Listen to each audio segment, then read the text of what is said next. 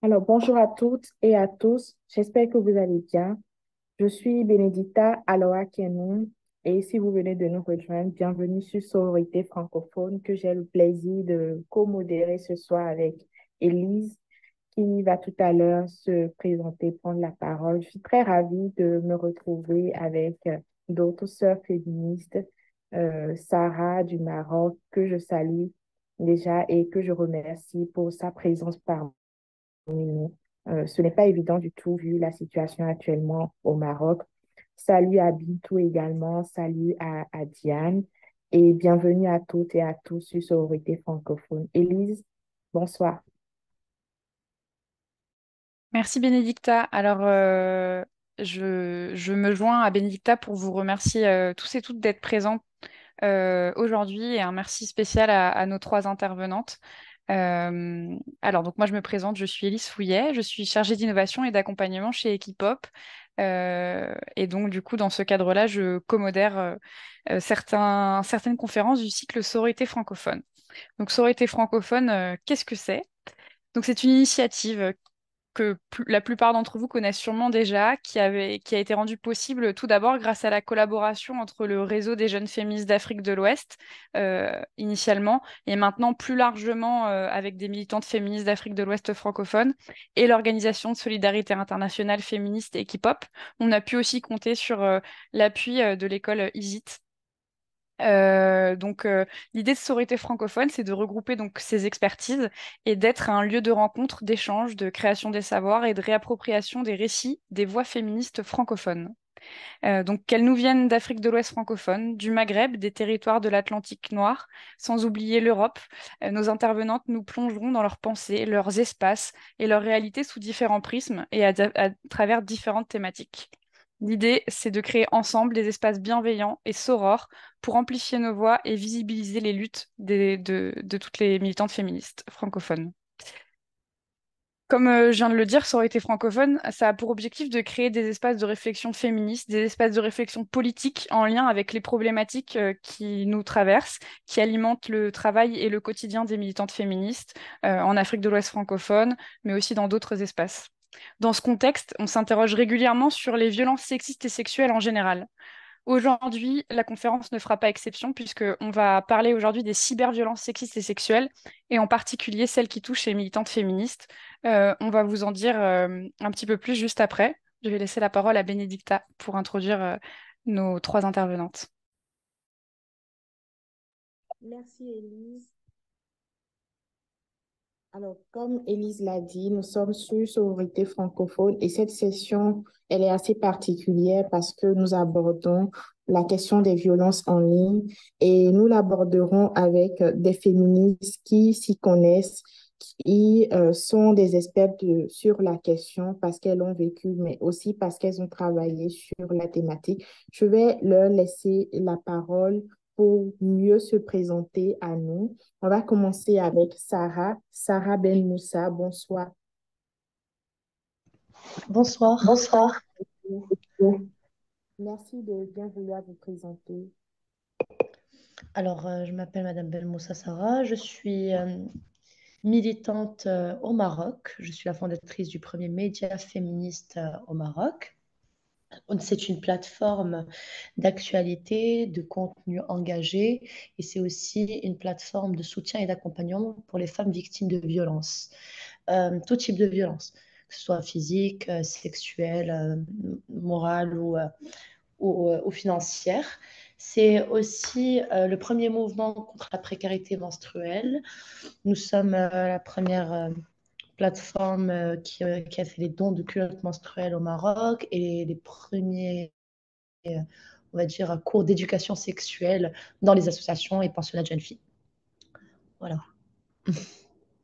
Merci beaucoup, Sarah. C'est très impressionnant et nous sommes ravis de vous avoir. Une fois encore, merci de nous avoir rejoints. Bintou, vous êtes avec nous. Nous voulons bien vous connaître également. Salut, bonjour, je m'appelle Traoré Bintou Mariam, je suis une féministe 2.0, je viens de Côte d'Ivoire. Je suis chargée de communication au Fonds africain de développement des femmes pour l'Afrique francophone, mais je suis aussi membre fondatrice de la Ligue ivoirienne des droits des femmes. Et je suis très contente d'être là et de participer à Sororité francophone, de pouvoir construire aussi cet espace avec vous toutes et vous tous. Merci beaucoup, Bintou. Elle se définit comme une féministe 2.0. On en reparlera tout à l'heure. Diane, c'est à vous. Bonjour à toutes et à tous. Je suis très contente de participer également à ce cycle, surtout auprès de femmes aussi engagées, aussi brillantes. Je suis donc Diane Semerjian. J'ai beaucoup travaillé sur la thématique des cyberviolences dans le cadre de mon travail à Amnesty International, et notamment les cyberviolences sexistes et sexuelles, dites de genre. Et j'ai eu aussi l'occasion de créer un groupe de lutte contre la haine en ligne sur Facebook qui s'appelle Je résiste et qui défend toutes les valeurs relatives aux droits humains et notamment donc les droits des femmes sur les réseaux sociaux et qui va modérer en fait des contenus éminemment sexistes sur Facebook. Donc voilà, je vais essayer de donner un maximum d'informations qui puissent compléter les savoirs de chacune ce soir. Merci beaucoup, Diane. Élise. Merci beaucoup pour ces présentations. On a hâte de creuser un peu plus et de commencer à pouvoir discuter avec vous.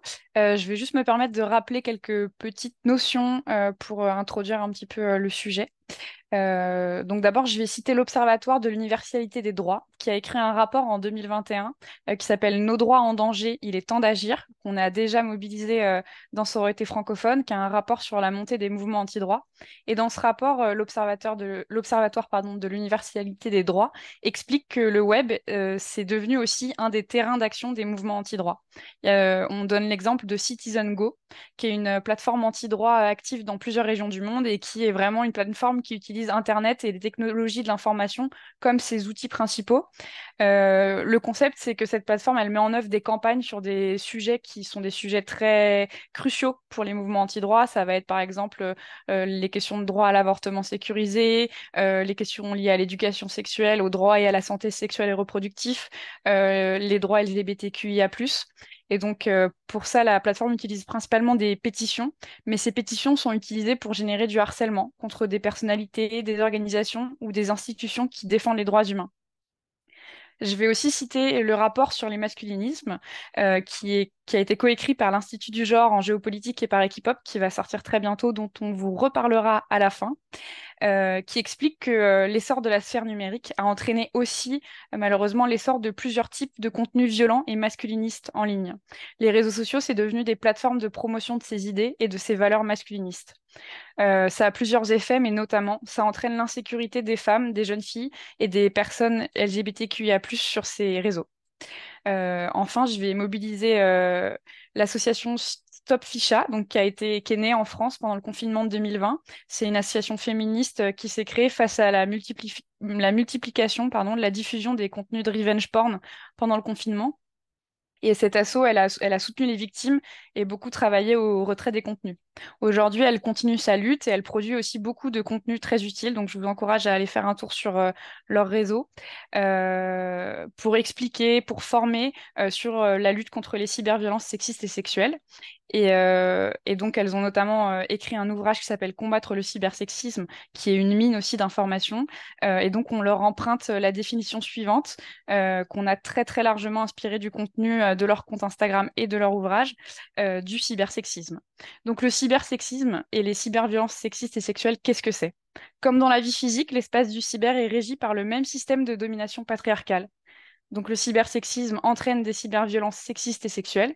Ces violences de genre, elles ont lieu en ligne, que ce soit sur Internet, sur les réseaux sociaux, dans les jeux vidéo ou sur tout autre espace numérique qui vient les héberger. Elles s'inscrivent dans le continuum des violences patriarcales exercées dans la vie physique. Elles sont organisées, ultra-violentes et ont notamment pour vocation de faire sortir les femmes, les filles et les minorités de genre et minorités sexuelles de l'espace d'expression que représente le net. Toujours dans leur ouvrage, elles décrivent les différentes formes que peuvent prendre ces cyberviolences. Donc, je ne vais pas faire la liste aujourd'hui parce que on va en reparler plus tard. Mais voilà, je vous encourage à consulter cet ouvrage et ces réseaux sociaux. Et donc, comme le disent ces différentes sources, les cyberviolences, elles peuvent toucher toutes les femmes, toutes les filles, les minorités de genre et sexuelles qui sont actives sur le web. Mais on remarque qu'un groupe de personnes est particulièrement visé et exposé. Il y a eu de nombreux exemples dans l'actualité. C'est les femmes qui prennent la parole de manière publique et notamment les militantes féministes qui vont être particulièrement exposées aux cyberviolences sexistes et sexuelles. Je vais laisser la parole à Bénédicta qui va nous en dire un peu plus. Merci beaucoup, Elise. Merci pour ta présentation. Et oui, comme tu l'as dit tout à l'heure, le cyberharcèlement, c'est beaucoup vécu par les femmes en ligne, mais surtout par les militantes féministes. Et je voudrais d'ailleurs partager notre expérience à nous en tant que militantes au sein de la Fondation des Jeunes Amazones pour le développement où nous avons vécu une série de cyberharcèlements juste suite à notre expérience où nous avons travaillé sur une campagne justement de dénonciation du cyberharcèlement que nous avons dénommé Bloc-le qui voudraient vraiment aller à la rencontre de ces filles-là, de ces femmes-là qui subissent du cyberharcèlement, recueillir leur voix, recueillir leur réalité et ensuite en faire la dénonciation et en même temps parler avec elles des mesures de protection des données. Donc, nous avons formulé à la fin des recueils-là un manifeste destiné aux responsables des médias sociaux pour intégrer des filtres de langue pour pouvoir mieux lutter contre les injures, les attaques, les messages de haine qui étaient surtout diffusés à travers les langues et des dialectes qui n'étaient pas forcément euh, tout de suite détectés par les robots des réseaux sociaux. Et donc, la campagne nous a d'ailleurs confrontés dès le premier jour à des messages de haine que nous avons reçus en retour, mais ça a renforcé notre détermination.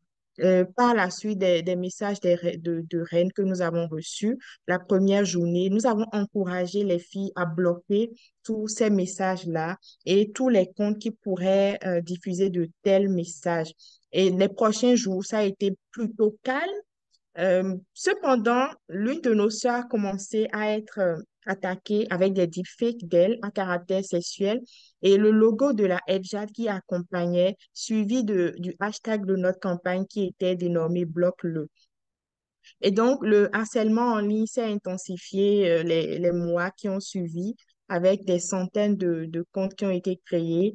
En près de 9 mois, nous avons eu vraiment plusieurs comptes, une centaine, comme je disais. Nous avons eu une vingtaine de deepfakes à caractère sexuel. Nous avons eu des menaces, des demandes de rançon. Et ça a été vraiment une situation psychologiquement lourde à porter pour moi, mais également pour toutes les filles de notre équipe qui chaque fois étaient touchées. Donc finalement, on était obligé de faire la veille.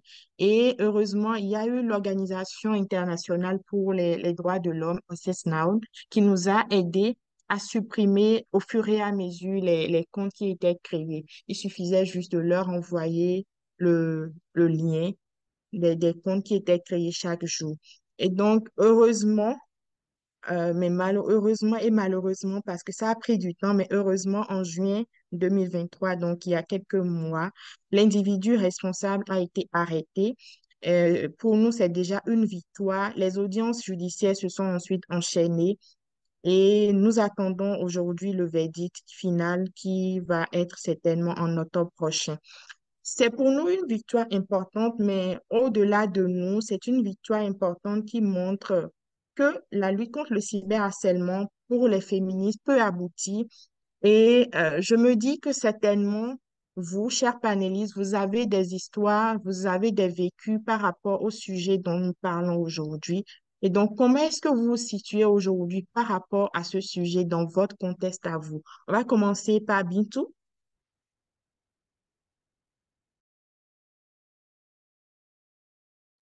Merci beaucoup. Déjà, moi, j'aime beaucoup déjà ce que tu as dit auparavant quand tu as parlé de bloquer. Moi, je répète tout le temps que je pense que le blocage fait partie des droits des femmes. Parce qu'il m'est arrivé souvent d'entendre que si on bloque des personnes sur les réseaux sociaux, c'est parce que nous étions faibles, c'est parce qu'on n'accepte pas la contradiction, mais je pense que c'est plutôt le contraire.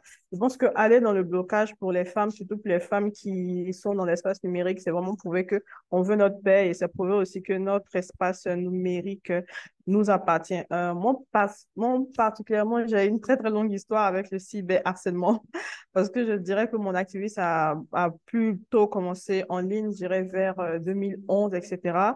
Et c'était quand même très, très difficile hein, de ma perception d'être quand même dans l'espace numérique, déjà de parler de droits des femmes. Déjà, en tant que femme, déjà être dans l'espace numérique, c'était déjà compliqué. Mais en plus, venir essayer de parler des droits des femmes, c'était vraiment très, très compliqué. Donc, je recevais beaucoup d'insultes, je recevais beaucoup de menaces. On avait des insultes de base, pute, salope, qu'est-ce que tu fous là, tu racontes de la merde.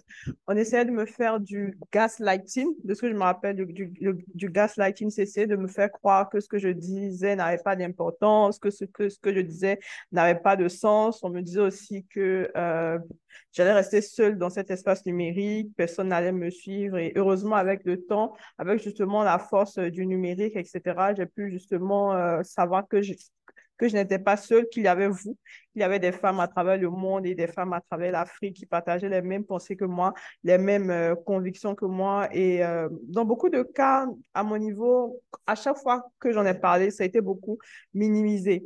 Je me disais, non, c'est rien, c'est juste des cons, c'est juste des personnes qui sont sur les réseaux sociaux.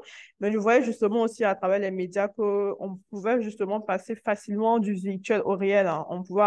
Je voyais justement des femmes qui se retrouvaient assassinées dans la vie, des femmes qui se retrouvaient agressées. Et ça avait commencé comme ça hein, sur les réseaux, une fois, deux fois, des insultes, elles en parlent à leurs proches, elles en parlent aux autorités, on leur dit non, laisse tomber, c'est que les réseaux. Et puis après, dans la vie réelle, il y a vraiment le drame qui commence. Et pour terminer, pour cette partie-là, je pense sincèrement que c'est vraiment une arme. Hein. Comme Élise Fouillé l'a dit tout à l'heure, c'est vraiment quelque chose qui est précis et ciblé, vraiment le cyberharcèlement contre les femmes et surtout contre les militantes féminines. Moi, je suis profondément convaincue que c'est une façon de nous dire que l'espace numérique n'est pas à nous et on ne nous veut pas là. Et je pense que c'est là qu'on doit essayer justement d'y rester le maximum. Merci. Merci beaucoup, Bintou. C'est une façon de nous montrer que l'espace numérique n'est pas pour nous et on doit y rester justement pour cette raison. C'est ce que je note de l'intervention. Et je note que en tant que féministe 2.0, oui, tu es vraiment située par rapport à ce sujet-là et ça te touche personnellement. Diane, est-ce que c'est le cas avec vous également? Merci de bien vouloir nous dire un peu votre rapport avec les violences en ligne.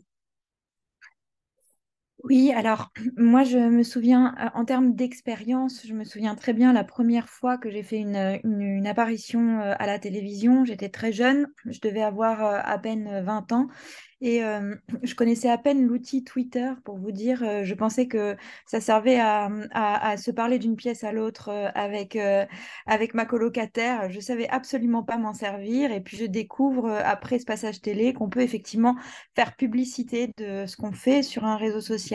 À partir du moment où je l'ai posté, en fait, les premières réactions ont été des insultes assez violentes qui, quand on vient de commencer à peine sa vie pseudo-professionnelle, puisque j'étais encore en études à ce moment-là, ça peut être extrêmement désarçonnant et si on n'est pas armé, effectivement, si on n'est pas armé, en fait, on perd très rapidement l'estime de soi, la confiance en soi. Ça peut atteindre très profondément la santé mentale.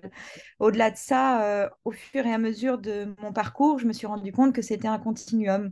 Lorsque j'ai créé notamment le groupe Je résiste au sein d'Amnesty International Belgique, qui visait justement à lutter contre la haine en ligne, j'ai remarqué que c'était les activistes, les militantes, les activistes en ligne qui agissaient pour le compte de Je résiste, qui étaient beaucoup plus exposés. J'ai remarqué aussi que dès qu'un article sur lesquels on agissait, donc on agissait vraiment sur les fils de discussion des articles sur Facebook, donc sur les pages médias belges francophones, je remarquais que dès qu'un article relatait d'une prise de parole d'une femme euh, quelle qu'elle soit, quel que soit son bord politique, quel que soit son partisanisme, et quelle que soit sa profession, à partir du moment où cela impliquait une parole publique, les réactions étaient sexistes, violentes et objectivantes. Donc, à partir de là, de l'expérience jusqu'à la théorie, bien évidemment, et on aura le loisir d'y revenir un peu plus tard, en parlant des recherches qui sont faites à ce niveau-là, etc., et qui démontrent que ça impacte effectivement la liberté d'expression des femmes.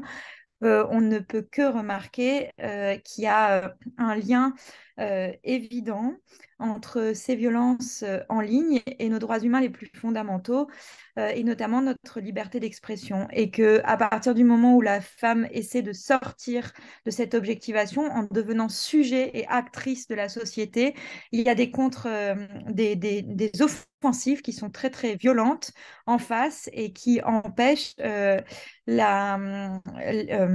l'éclosion de ces propos, si je puis dire.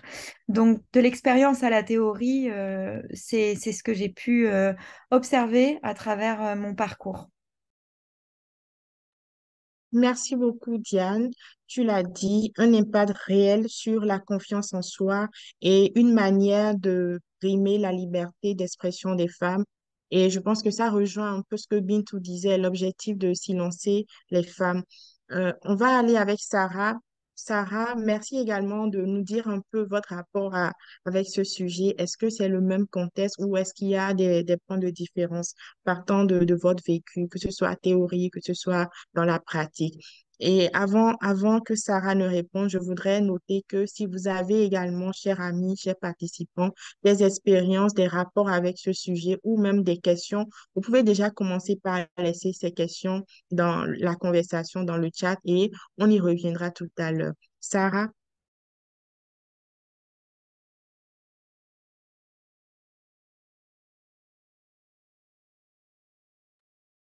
Alors, je crois que Sarah s'est déconnectée. Peut-être qu'on pourra lui redonner la parole tout à l'heure. D'accord.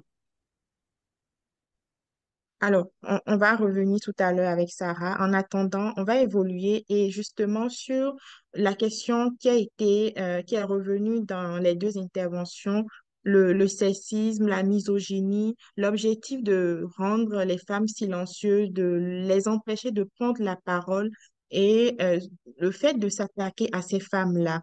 Pourquoi, selon vous, des femmes? Pourquoi est-ce que ce sont toujours les femmes qui sont attaquées, qui sont victimes de ces violences sexistes et sexuelles-là, qui reviennent chaque fois en ligne? Pourquoi cette cible particulièrement pour les femmes qui s'exposent, les femmes politiques, les femmes militantes?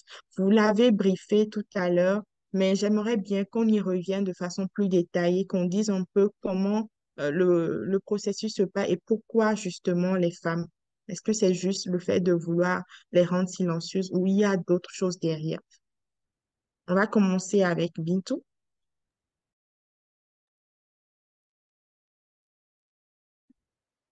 Allô? Oui, pourquoi ce sont les familles? Je pense que souvent, on a tendance à dire que les réseaux sociaux, c'est pas le monde réel, mais les réseaux sociaux, c'est très souvent le monde réel. Et on a du mal, le mal justement, le numérique, à se rendre compte que c'est vraiment le monde réel. Je pense qu'avant, de l'ancien temps, il y a toujours eu les moyens de communication. Avant, les militantes féministes passaient de porte en porte, distribuaient des affiches, distribuaient des tracts, etc., pour faire leurs manifestations, etc. Et je discutais dernièrement avec Madame Constance Chahi, qui était une militante des droits des femmes en Côte d'Ivoire dans les années 1990. Elle disait qu'avant, il n'y a pas très longtemps d'ailleurs, je crois que ça fait même pas déjà, ça fait près de 30 ans, 32 ans, quand tu menais ton activisme, surtout sur le terrain où que tu essayais de faire passer tes messages à travers tout ce qui est affiches, etc., ou même beaucoup de choses, tu pourrais recevoir directement de la violence physique directement. Mais aujourd'hui, avec l'essor des réseaux sociaux, du numérique, etc., et d'ailleurs, les femmes ont justement participé à l'essor de toute cette technologie, etc. Du coup, aujourd'hui, c'est plus difficile pour certaines personnes et surtout pour le patriarcat d'user de violence directe avec les femmes. Et du coup, le seul moyen justement qu'ils trouvent justement pour nous attaquer et pour nous silencier, c'est justement de nous faire du cyber du cyberharcèlement pour que les femmes et surtout les militantes puissent justement reculer. Moi, je pense que certaines femmes sont ciblées pour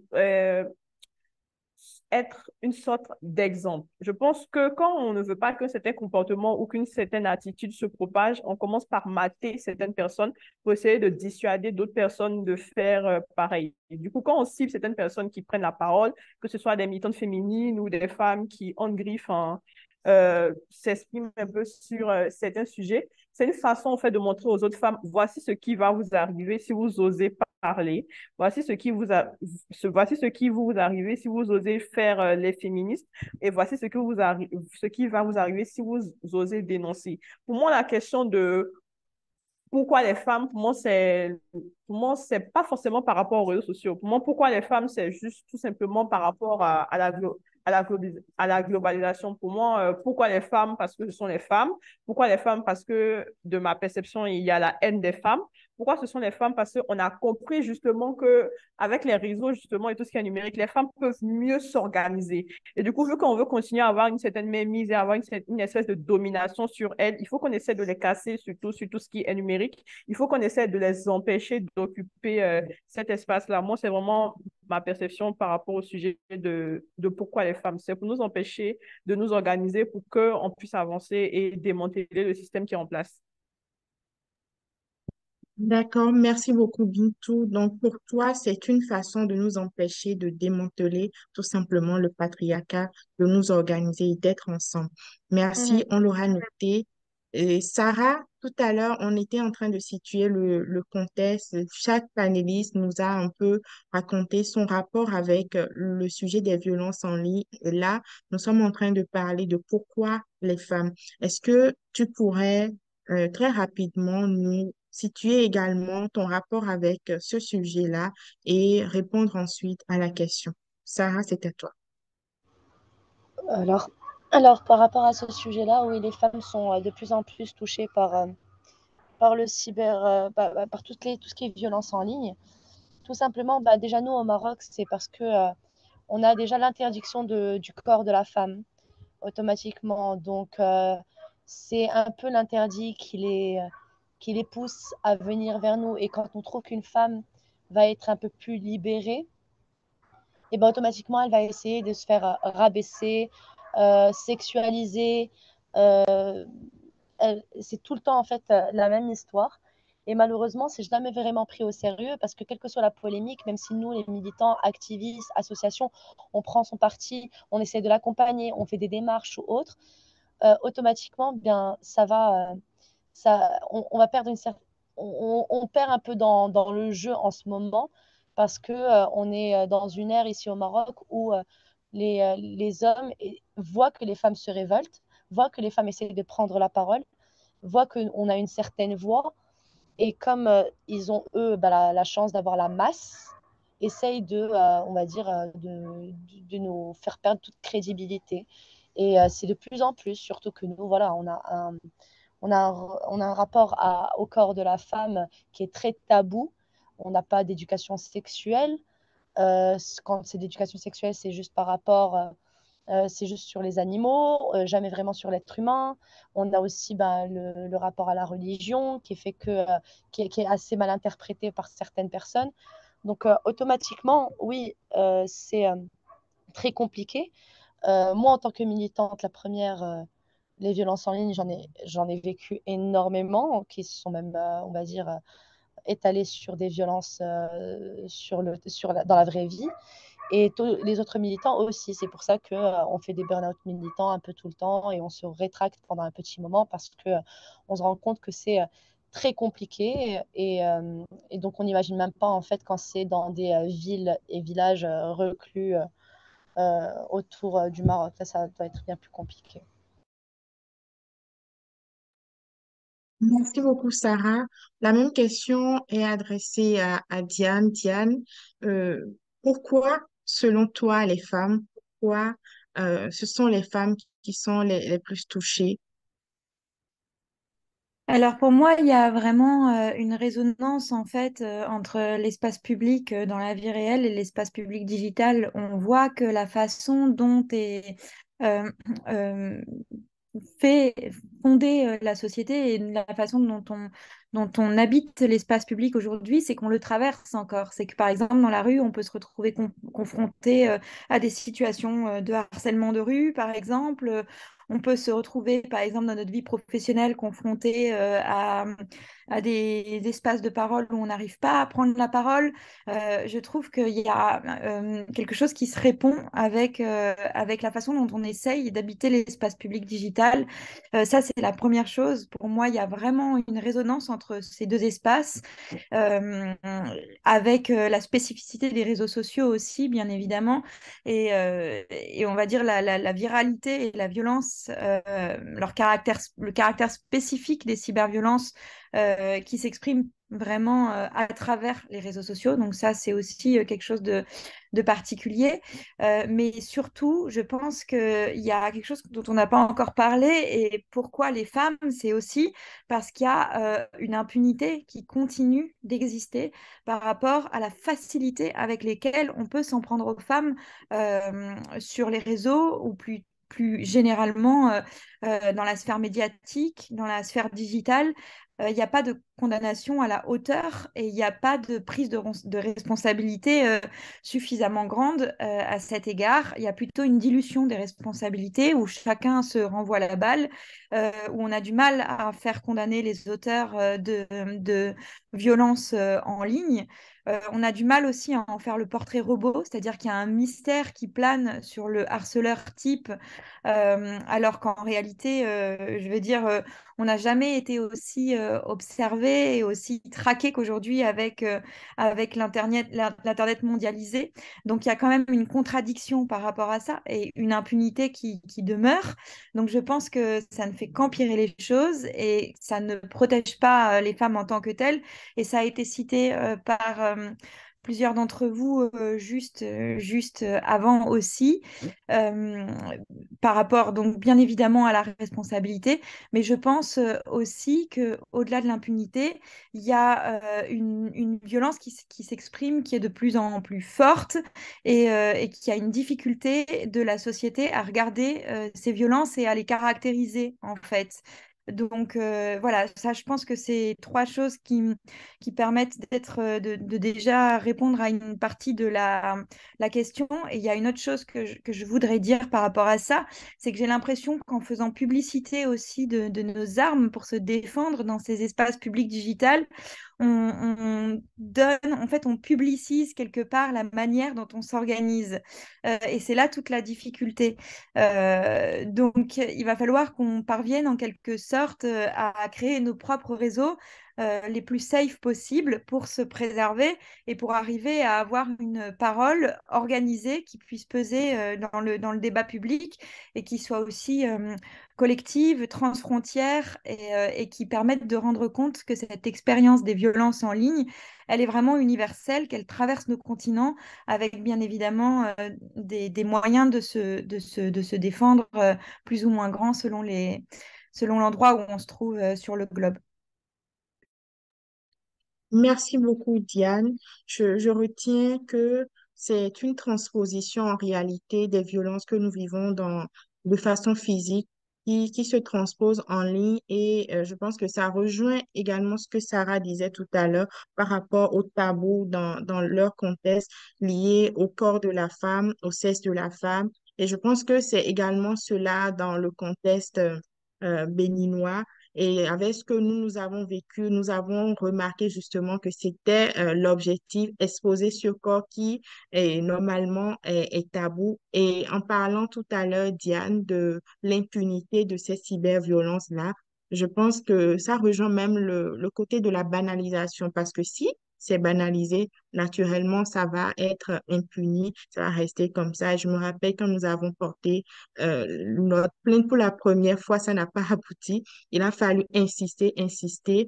Et ton dernier point tout à l'heure, tu parlais justement de comment, d'une certaine façon, inverser la tendance en créant des espaces safe entre nous, entre féministes, pour ne pas exposer nos âmes, parce qu'en exposant nos âmes en ligne, c'est une façon également pour les gens d'avoir une brèche pour nous harceler. Et justement, la question, elle m'intéresse. Comment on investe la tendance aujourd'hui, Bintou? Comment on peut réellement investir la tendance en ligne? Hum, Moi, déjà, il faut déjà rester en ligne déjà. Déjà, pour moi, c'est déjà pas leur donner ce qu'ils veulent. Il faut déjà rester en ligne. Déjà, quand je dis rester en ligne, je pense qu'il faut justement, quand on n'en peut plus déjà, se retirer, prendre du temps, travailler sur soi, se reposer. Mais je pense qu'il faut toujours, en fait, maintenir la présence en ligne. Moi, je me rappelle d'un certain mouvement, par exemple, en Côte d'Ivoire, au début, quand on avait émergé, on avait beaucoup d'attaques. Et moi, j'avais remarqué de ma perception que ce qu'ils voulaient, c'est vraiment que on quitte les réseaux. Mais le fait de voir que pendant 1 an, vous avez essayé, on est toujours là. 2 ans, vous avez essayé, on est toujours là. 3 ans, 4 ans, 5 ans, enfin, si les meufs, elles sont toujours présentes, c'est que ça veut dire que, en fait, tout ce que vous faites n'a pas vraiment d'incidence sur ça. Et je pense qu'il y a aussi, surtout au niveau de la loi, malheureusement, dans notre contexte, surtout ouest-africain, etc., d'Afrique subsaharienne, normalement, les femmes étant, faisant partie de la société, en payant des impôts, et faisant partie du développement économique, on devrait être protégées par nos États. Et mais force est de constater que ce soit en ligne ou sur le terrain, c'est pas forcément le cas. Et du coup, il faut déjà la sensibilisation déjà des forces de l'ordre sur tout ce qui est violence numérique. Parce que je pars du principe où s'il y a déjà la banalisation des violences en griffe dans la vraie vie, je pense que les violences numériques sont vraiment quelque chose qui est vraiment c'est pas vraiment pris au sérieux. Maintenant, ça commence à venir, mais je me rappelle un temps aller ne serait-ce qu'à la police et dire que oui, il y a un homme sur les réseaux qui menace de publier mes vidéos. J'ai été menacée en ligne. On te dira, mais non, on s'en fout, c'est juste en ligne et de toute façon, de toute façon, tu l'as cherché. Il faut que les gens comprennent en fait comme elle a dit tout à l'heure qu'il y a des sanctions, en fait. Il faut de la répression. Qu'on ne peut pas continuer à s'en prendre impunément aux femmes et penser qu'on va s'en sortir comme ça, que ce serait trop facile. Je fais partie des personnes qui pensent que la sensibilisation, c'est bien, mais c'est un moment, il faut aller dans la répression parce que je pense que beaucoup de personnes, à force de voir qu'il y a une certaine impunité, peuvent se dire que je peux continuer à faire ce que je veux, je peux continuer à harceler les femmes, je peux continuer à agresser les femmes. Et comme on dit en Côte d'Ivoire, il n'y a rien qui va se passer. Et puis quoi, on s'en fout. Oui, il y a quelque chose qui va se passer. Et à part vraiment le côté légal, malheureusement, on aurait dû s'arrêter là. Malheureusement, on aurait dû s'arrêter au côté légal. Les femmes auraient pu aller porter plainte, signaler et tout devrait se passer comme ça. Et malheureusement, c'est pas dans le contexte qu'il y a. Et du coup, je pense qu'il faut essayer de se protéger comme on peut. Moi, personnellement, j'essaie au maximum d'ignorer beaucoup de choses. Parce que je me dis que c'est pas eux qui paient mon loyer, c'est pas eux qui paient ma connexion Internet, c'est pas eux qui m'ont donné mon ordinateur, c'est pas eux qui m'ont donné mon téléphone. Et du coup, je vais pas leur faire ce plaisir-là qu'ils puissent essayer de me toucher ou de m'agresser sur les réseaux. Ça ne veut pas dire que ça ne me touche pas ou ça ne veut pas dire que ce n'est pas légitime pour beaucoup de personnes ou de femmes de se sentir touchées par ça. Mais bon, je sais qu'il y a aussi la mobilisation collective et la sororité qui peut beaucoup jouer dans ça. Je me rappelle de beaucoup de cas de vagues de harcèlement où on a réussi justement à faire inverser la tendance à travers un certain soutien, à travers des messages, à travers des campagnes, à travers et tout, des plaidoyers. Enfin, je pense aussi qu'il faut aussi qu'il y ait aussi beaucoup de femmes aussi qui s'investissent aussi dans le domaine de la cybersécurité. Je pense que c'est très, très important parce qu'en général, maintenant, la majorité des personnes qui sont dans le domaine de la cybersécurité, ce sont des hommes. Et je pense que partout où on a beaucoup d'hommes, je pense que les problématiques féminines sont mieux prises à bras le corps quand ce sont les femmes qui les gèrent. Du coup, je pense que le fait qu'il y ait beaucoup de femmes dans la cybersécurité, ça pourrait nous permettre justement à ce que beaucoup de femmes puissent justement réfléchir à ces problématiques-là, de comment protéger les femmes dans l'espace cybernumérique. Merci beaucoup, Bintou. Merci à toutes les trois. Peut-être juste avant de continuer sur ce sujet de comment on s'organise, comment les femmes peuvent se défendre, pour citer Diane tout à l'heure, peut-être poser une question à celle qui voudra y répondre, toujours sur en quoi ces cyberviolences contre les femmes féministes, contre les militantes féministes, c'est un des leviers du patriarcat. Peut-être la question, ça peut être quelles sont les conséquences de ces cyberviolences sur la vie de ces militantes, que ce soit la vie professionnelle ou la vie militante. Je ne sais pas si l'une d'entre vous veut partager ses pensées sur ça. Si j'ai bien compris, c'est est-ce que la vie militante va prendre, on va dire, un peu dessus sur la vie professionnelle ou à contrario, c'est ça? Non, c'était quelles sont les conséquences des violences sur la vie professionnelle et la vie militante des militantes, justement. Moi, personnellement, les conséquences de ce genre de violence sur nos vies professionnelles et militantes, automatiquement, ben, déjà, les deux sont liés parce que automatiquement, ben, on peut pas vivre de notre militantisme et nos valeurs prônent sur notre vie professionnelle. Donc, les deux vont être liés et on va travailler sur les deux at the same time. Et en soi, ben, automatiquement, on va avoir une certaine image et les personnes qui sont autour de nous ne partagent pas forcément les mêmes valeurs. Donc, ça va automatiquement ben, nous mettre dans certaines cases. J'avais j'ai beaucoup ressenti aussi ce côté en mode oui, tu es agressive, tu es une personne qui t'acharne, pas dans le bon terme quand on dit que je suis quelqu'un d'acharné, hein. C'était plus dans le sens où où je ne pouvais pas forcément, on va dire, garder une certaine hauteur sur certaines situations qui étaient professionnelles parce que j'avais mon militantisme aussi à côté. Par exemple, moi, je suis dans l'événementiel, automatiquement, moi, dans des événements, ben, ça va m'arriver de me faire harceler sexuellement, qu'un client à moi me dise ah, c'est vrai que tu es toute jolie aujourd'hui, tourne sur toi-même, par exemple. Et après, quand il se rend compte que je suis aussi militante, ben, il va plus vouloir travailler avec moi. Ce genre de violence vont aussi, ben, si on est très ciblés, nous les militants, et je parle aussi pour tous les autres militants que je connais, euh, quand on est ciblé, quand notre tête ressort, quand notre nom ressort, etc., bah, notre vie professionnelle en prend un coup parce qu'on devient, on va dire, un peu la bête noire, la bête noire, la tête brûlée des réseaux, du moment. Ça va être tout le temps, en fait, ils savent pas faire la différence entre les deux. Comme nous, automatiquement, on peut pas forcément vraiment faire la différence parce ça vient de certaines valeurs. On reste des progressistes. Même dans notre vie professionnelle, on essaye vraiment de pouvoir instaurer cet environnement stable et positif pour nous et pour toutes les personnes qui nous entourent. Donc, on n'arrive pas forcément à vraiment faire la grande différence entre les deux. Mais eux, ça va plus être, je pense, en tout cas de mon côté, l'acharnement sur notre vie professionnelle. On va essayer de nous mettre à l'écart, nous faire perdre peut-être des clients, nous faire perdre voilà, c'est plusieurs choses comme ça.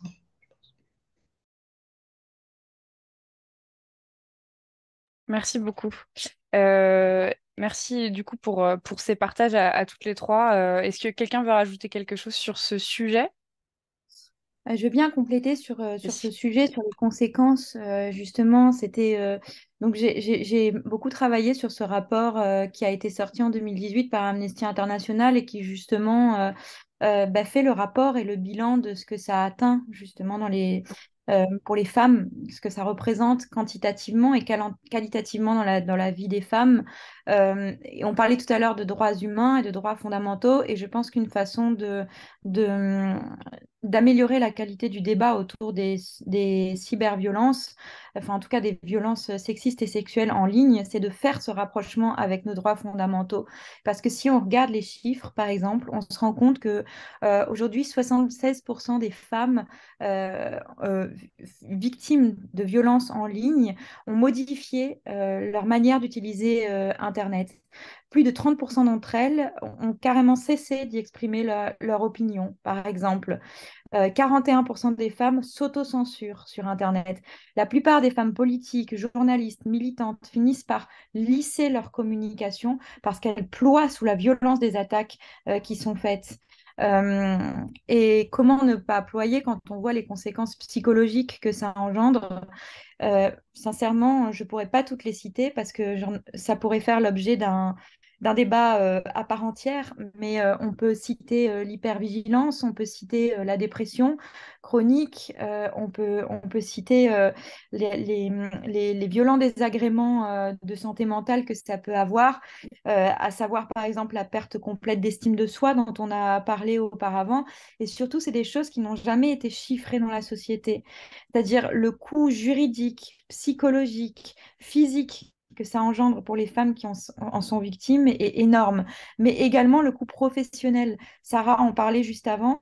Beaucoup de femmes ont perdu des chroniques à la radio, à la télévision, ont perdu des postes parce qu'elles ont été ciblées, parfois sur des motifs d'ailleurs qui sont complètement fallacieux, mais qui en fait sont des motifs qui sont surtout misogynes, où on va aller chercher la petite bête pour leur faire perdre leur portefeuille ministériel, en tout cas pour leur faire perdre leur place. Donc, à mon avis, il y a quelque chose d'hyper important, c'est de faire le lien avec nos droits fondamentaux.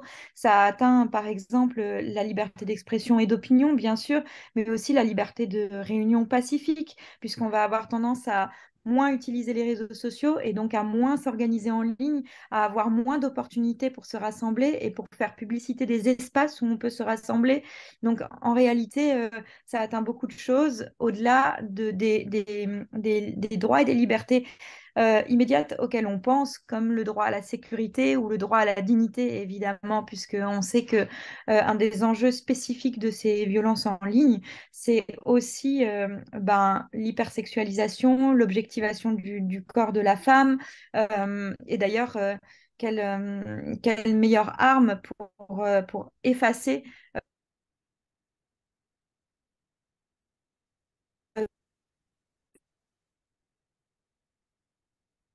Alors, merci beaucoup, Diane. J'ai eu une toute petite coupure à la fin de ton intervention. Je ne sais pas si je suis la seule. Euh, tu... Est-ce que les autres, vous pouvez me dire si ça a coupé pour vous aussi ou si c'était juste moi? Oui, moi aussi, Ouais. ça. Alors, si tu peux juste reformuler ce que tu disais sur l'objectivation du corps des femmes et tu disais quelle meilleure Oui, arme?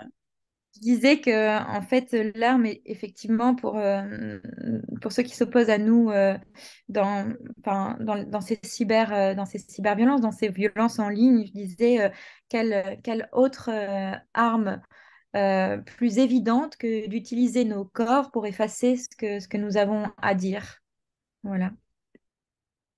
Merci beaucoup. Je suis contente que tu aies pu le répéter parce que c'était très pertinent. Alors, bah, merci à toutes les trois d'avoir pu partager comme ça vos expériences. Je pense que vous avez pu nous montrer donc à quel point ça a un impact dans la vie réelle. On a tendance à opposer, comme tu le disais, Bintou, la vie réelle et la vie virtuelle, alors que les deux sont liés. Comme on le disait tout à l'heure, c'est un continuum de violence qui finit par faire se retirer les femmes de l'espace public qu'est le web et donc faire se retirer les militantes féministes. Sarah, tu as parlé aussi d'épuisement militant, de burn-out, donc ça a une conséquence sur la santé mentale et donc sur la possibilité ou non de s'engager et de mener ses actions. Maintenant, une fois qu'on a compris comment le patriarcat s'exprime à travers toutes ces violences en ligne, et comment il silencie et il fait taire les militantes féministes, la question qu'on va se poser, qu'on se pose toujours dans Sororité francophone, c'est maintenant qu'on a fait ce constat, comment on s'organise, comment on se défend. Donc, j'imagine qu'il va y avoir plusieurs manières de se défendre. Il va y avoir des précautions individuelles, peut-être des choses collectives, et puis peut-être plutôt aussi des tentatives de faire changer certaines lois, certains systèmes. Mais je vais d'abord te poser la question, Sarah. Toi et tes consoeurs féministes, comment est-ce que vous vous organisez? Comment est-ce que vous vous protégez face à toute cette haine et toute cette violence? Tu as parlé tout à l'heure de personnes qui faisaient des petits breaks des réseaux sociaux. Est-ce qu'il y a d'autres techniques collectives ou individuelles pour vous protéger? Alors, nous, on a plusieurs manières. La première, ouais, comme tu l'as souligné, c'est le fait de pouvoir déjà s'enlever des réseaux pendant un petit moment. Ça ne veut pas dire désactiver son compte, hein, parce qu'on a toujours besoin de garder un lien avec nos communautés qui doivent venir vers nous et nous tenir au courant. Et ça peut même être ça notre élément déclencheur pour reprendre. Ensuite, nous, on a un groupe de tous les militants féministes du Maroc, qui soient au Maroc, en France, aux États-Unis, en Angleterre et autres.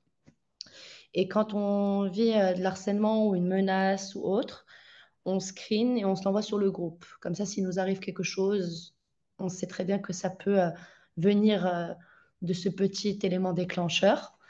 Ensuite, on a aussi des contacts avec plusieurs avocats. Donc, on est amené, on va dire, à 1 à 2 fois par mois d'aller poser plainte tout le temps. Comme ça, on sait qu'on a un certain historique et que C'est encore une fois, malheureusement, s'il nous arrive quelque chose, ben, on saura d'où ça vient parce qu'on a eu déjà des militants qui se sont fait agresser physiquement après s'être fait retrouver en soirée ou autre. Et après, la dernière étape qui est pour moi la plus sûre et la plus crédible, en tout cas pour nous, c'est que nous avons des journalistes de grands médias marocains et internationaux hein, aussi, qui font des coalitions avec nous un peu tout le temps. Et à chaque fois qu'on vit un élément comme du cyberharcèlement, des menaces de mort ou autre, on l'envoie directement aux journalistes. Souvent, ils en font un papier ou ils prennent notre témoignage de manière vidéo aussi. Et le fait d'être médiatisé, ça rend la chose plus crédible. Donc automatiquement, soit le côté juridique va, lui, s'avancer de manière plus rapide, parce qu'on connaît tous un peu comment ça se passe, hein, c'est très très long. Soit au contraire, ben, ça va faire peur à l'harceleur et lui va se rétracter. Voilà, c'est un peu, on va dire, un peu tous les outils qu'on utilise quand ça nous arrive de notre côté. Merci Sarah pour ce partage.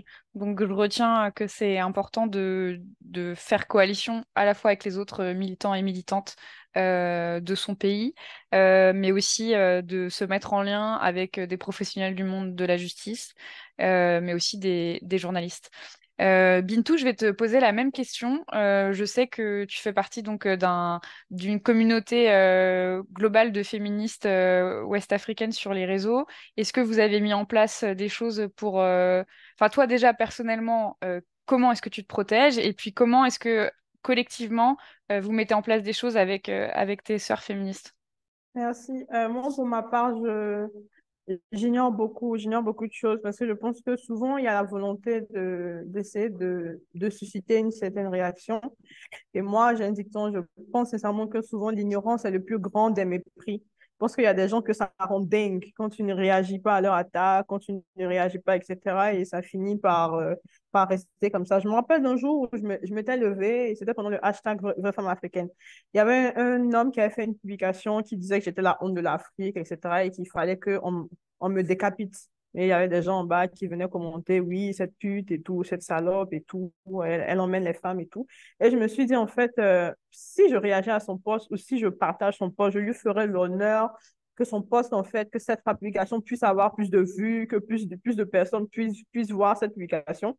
Donc, je me suis dit, j'ai rien dit. Et quand j'ai rien dit, j'ai rien fait. En même pas 2 jours, je crois qu'il a eu que 2 repartages, je crois, un truc comme ça. Et un peu, il est resté un peu enfermé dans... En fait, il voulait créer un effet de masse et je ne lui ai pas forcément donné l'occasion de pouvoir réaliser ce qu'il voulait faire. Et il y a aussi la solution tout simplement du blocage hein, qui est très, très efficace, comme je disais. Bloquer, ça fait partie des droits des femmes. Et je ne vais pas forcément répéter ce que Sarah vient de dire tout à l'heure, mais je pense que, comme je l'ai dit, malheureusement, on n'est pas toujours tout le temps protégé par l'État. Et moi, je fais partie des personnes qui pensent que souvent, il faut faire en griffe, hein, c'est vraiment en griffe. Souvent, il faut faire goûter aux gens ce qu'ils font aux autres, c'est-à-dire ne vraiment pas se laisser faire. C'est-à-dire, il faut vraiment s'organiser en tant que groupe. C'est-à-dire qu'on a des personnes qui viennent en tant que groupe, il faut qu'ils sentent qu'en face d'eux, qu'il y a des personnes en fait qui sont organisées, qui sont là pour faire bloc et que nous, on ne va pas quitter l'espace. C'est vous qui allez quitter l'espace parce que nous sommes aussi légitimes sur les réseaux. Donc, moi, personnellement, à chaque fois que j'ai des problèmes comme ça, j'en parle à des sœurs où on s'organise vraiment pour se soutenir ou pour aller directement. C'est pas forcément la situation idéale pour tout le monde. Je pense que le féminisme aussi est aussi de manière tentaculaire. Ça se fait aussi par la sensibilisation. Mais je suis persuadée qu'il faut toujours garder ce caractère de la confrontation. Je pense qu'il faut qu'ils sachent aussi que on ne peut pas s'amuser comme ça à venir faire tout ce qu'on veut, insulter les gens, harceler les gens, et en face de vous, vous n'aurez rien ni personne pour se défendre, pour vous redonner le même boomerang, etc. C'est pour ça que je pense qu'au-delà de tout ce qui est vraiment juridique, etc., il faut qu'il y ait une brigade de féministes. Je crois qu'au Burkina, au Cameroun, je crois que c'est au Burkina, il a été lancé un mouvement des féministes 2.0. Et je crois que je suis dans un groupe aussi sur Twitter aussi qui est comme ça, qui regarde un peu ce qui se passe quand une femme est harcelée sur Twitter et qu'elle n'a pas de soutien et qu'en majorité, c'est des hommes. Elles viennent commenter, elles viennent la soutenir, elles dénonce, etc. Et j'ai l'impression que souvent, c'est des choses qui marchent. Et pour terminer par rapport à ce qui est arrivé avec, Bénédicte, moi, j'aimerais beaucoup, hein, j'aimerais vraiment, vraiment beaucoup, si c'est possible, de la même façon dont le patriarcat expose les femmes dans beaucoup de cas, j'aimerais vraiment que si c'est possible, après le procès, s'il est vraiment condamné, j'aimerais vraiment qu'on affiche son identité publiquement pour dire que c'est une personne qui harcèle les gens. Il faut que les gens comprennent qu'ils ne peuvent pas en fait se cacher en fait sous les pseudos, à faire tout et n'importe quoi. Parce que je pars du principe où s'il est condamné et que ça reste forcément dans l'anonymat, en fait, les autres personnes qui font ça se diront que ça peut on peut tout faire et n'importe quoi. Je pense qu'il faut que les gens commencent à comprendre qu'il peut avoir des sanctions et qu'ils ont vraiment des choses à perdre, en fait. C'est vraiment un ajout par rapport à ce que Sarah a dit. Merci. Merci beaucoup, Bintou.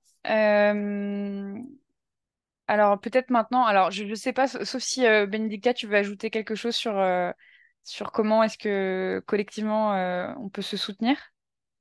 Ou peut-être que tu pourras ajouter tout à l'heure si tu as envie. J'avais une question peut-être aussi un peu plus... Enfin, c'était une question pour Diane. Diane, je sais que toi, tu as pas mal d'expérience sur la question du cadre juridique de protection, surtout en Union européenne. Comment est-ce que on peut prendre cet exemple-là, enfin, pour illustrer comment les militantes et les associations peuvent demander aux États de les protéger face à ces violences? Et est-ce que c'est possible? Est-ce que ça marche? Alors, bon, en tout cas pour les pays européens, il commence à y avoir du changement, mais il est très lent et on n'a pas encore l'expérience de la mise en œuvre, c'est-à-dire qu'on ne sait pas vraiment si le cadre juridique qui a été mis en place va résister à l'épreuve de la mise en œuvre, euh, puisqu'il faut qu'il y ait une harmonisation des lois entre différents États qui ne sont pas forcément d'accord entre eux. Donc, il y a encore un long chemin à parcourir, mais en tout cas, effectivement, il y aura moins d'impunité enfin, il y aura moins d'impunité à l'avenir, puisqu'effectivement, il y a un cadre européen qui a été voté, qui s'appelle le Digital Service Act, et on espère que ça aura un impact sur nos vies de militantes, de professionnels et de femmes. Donc voilà, on reste très alerte à ces évolutions-là. Effectivement, il y a eu une coalition d'organisations qui s'est mis en place pour pouvoir faire en sorte que ce texte-là ne soit pas vidé de son sens. Et surtout, il y a quelque chose dont il est, à mon sens, hyper important de parler, c'est l'absence de transparence des algorithmes qui sont utilisés notamment sur les réseaux sociaux et qui font beaucoup de mal aux femmes, c'est-à-dire qu'on ne sait pas à proprement parler qu'est-ce qui est utilisé par ces algorithmes pour organiser le débat public, à part qu'on voit évidemment qu'il est extrêmement polarisé et que du coup, il favorise l'insulte. D'ailleurs, j'écoutais Bintou tout à l'heure et ça me rappelait que j'avais il y a longtemps parlé avec une linguiste qui me disait que salope et pute, c'était les deux insultes qui étaient le plus utilisées dans le monde pour s'adresser aux femmes sur la sphère digitale. Ce sont éminemment des insultes qui sont sexistes, qui sont violentes, qui sont objectivantes pour le corps de la femme. Donc c'est très parlant. Mais au-delà de ça, par exemple, l'intelligence artificielle qui est utilisée, il y a quand même une obscurité. On ne sait pas comment ça fonctionne. Donc aujourd'hui, grâce à ce texte, par exemple, les chercheurs et les chercheuses auront la possibilité d'avoir accès à un certain nombre de données, ce qui n'était pas le cas avant. Au-delà de ça, on espère aussi, et donc on en a parlé un peu avant, que le signalement des contenus illicites permettra une suppression plus rapide des contenus. Donc en tout cas au niveau européen, je dis bien au niveau européen, et donc voilà, j'ai pas de compétences pour m'exprimer sur d'autres textes de cadrage juridique, on va dire. Mais en tout cas, on espère que le retrait et le blocage des contenus illégaux se fera plus rapide et que notamment les grandes entreprises vont pouvoir davantage coopérer avec les organes de régulation au niveau national. Donc, par exemple, en France, on a l'ARCOM ou la CNIL qui sont des organes qui pourront jouer un rôle à ce niveau-là et donc essayer de modérer de façon plus humaine ces contenus. Au-delà de ça, il faut les attaquer au portefeuille. Moi, c'était vraiment ce qui m'importait dans ce plaidoyer-là, dans cette coalition People vs Big Tech pour ce texte de régulation européenne, c'est qu'il doit y avoir des sanctions financières auprès des plateformes qui ne mettent absolument pas tout en place pour protéger les personnes qui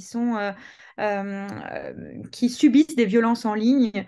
Donc voilà, ça c'est aussi très très important. Et aujourd'hui, on sait que les amendes, elles pourront atteindre jusqu'à 6% du chiffre d'affaires annuel des plateformes. Voilà. Donc c'est le chiffre qu'on a. Après, est-ce que ça va vraiment leur faire du mal par rapport aux fortunes accumulées? Est-ce que ça va être réellement mis en œuvre? Est-ce que cette pression sur ces autorités-là, pas sur ces autorités, mais sur ces plateformes-là, va réellement marcher? Par exemple, on voit que depuis l'arrivée de Elon Musk sur Twitter, ou X, c'est pas le cas. En tout cas, Twitter traîne la patte pour donner des chiffres, pour donner des informations sur son système de fonctionnement. On voit qu'il y a une lenteur, qu'il y a un manque de volonté. Donc, il faudra que la volonté politique et la volonté économique soient présentes aussi. Et donc voilà, au-delà de ça, ils seront obligés, en tout cas, beaucoup de plateformes, je crois que c'est 22 ou 23, seront aussi obligés de mettre des choses en place pour éviter les risques systémiques qu'elles génèrent. Et ce qui se passe avec les violences sexistes et sexuelles en ligne, c'est qu'elles sont éminemment systémiques. Donc, on espère qu'elles feront partie, qu'on regardera ces violences-là sous ce spectre-là, et sinon, bah, on continuera d'être là pour rappeler que on est les premières victimes, les premières récipiendaires de ces violences en ligne et que plus on cumule les enjeux d'intersectionnalité, plus on y est exposé aussi. Et ça, il faut aussi le rappeler parce que, à nouveau, les chiffres sont vraiment très, très édifiants. Alors, bien sûr, il y a des chiffres qui sont aussi très impressionnants. Par exemple, quand on est une femme journaliste politique, qu'on a des positionnements féministes, on peut recevoir en moyenne un message injurieux toutes les 30 secondes sur les réseaux sociaux. C'est énorme. Mais tout ça, ça s'aggrave encore plus à partir du moment où on cumule un certain nombre de critères d'intersectionnalité. Donc voilà, je pense que c'est aussi important de le spécifier. Donc on attend de voir pour ce texte et on espère que les retombées seront positives. Merci beaucoup, Diane, de nous avoir un peu expliqué tout ce texte. J'ai vu que Bintou avait levé la main. Est-ce que Bintou, tu veux ajouter quelque chose sur ce sujet? Ah oui, en fait, c'était juste par rapport à une nouvelle disposition qui n'était pas là, par exemple, dans la commission, la résolution sur la protection des femmes contre la violence numérique en Afrique. Ça date de 2022, c'est tout nouveau parce que ce n'était pas quelque chose qui était forcément pris en compte. La Commission africaine des droits de l'homme et des peuples s'est réunie en 2022 pour rappeler on sait que en Afrique, malheureusement, il y a encore plus d'hommes qui sont connectés dans tout ce qui est numérique par rapport aux femmes, mais ça veut dire que de plus en plus de notre côté, on commence à considérer de plus en plus, en fait, les violences qui sont faites aux femmes, mais ça n'a pas vraiment été facile parce que tout le monde sait que c'est vraiment quelque chose qui a été minimisé. Du coup, c'est vraiment la commission qui appelle vraiment les États à réviser, à adopter une législation qui lutte contre tout type de violence numérique envers les femmes en Afrique, à entreprendre des recherches sur la violence numérique à l'égard des femmes en Afrique, à entreprendre des programmes de sensibilisation qui ciblent les petits garçons et les hommes, ainsi que des campagnes impliquant toutes les parties prenantes comprenant, à faciliter l'accès des femmes à l'éducation dans les domaines de la technologie numérique afin de supprimer le fossé numérique entre les femmes et les hommes en Afrique, à dispenser des formations, etc., sur les professionnels du numérique par rapport à tout ce qui est sexisme et genre, etc., à garantir, etc., à mettre en œuvre des politiques favorables aux femmes victimes de violences en ligne et c'est abroger les lois vagues et trop larges sur la surveillance, car elles contribuent à la vulnérabilité actuelle des femmes journalistes. C'est vrai que c'est quelque chose de tout récent, mais je trouve quand même que c'est quand même une petite victoire, parce que pour moi, ne serait-ce que parler de ça dans cette charte-là, c'est montrer déjà qu'ils reconnaissent déjà le siècle dans lequel on est, et c'est montrer que petit à petit, c'est des choses qui pourront vraiment avancer. Merci, Bintou. Donc, si je peux résumer rapidement les derniers échanges, on peut s'organiser, on peut se défendre.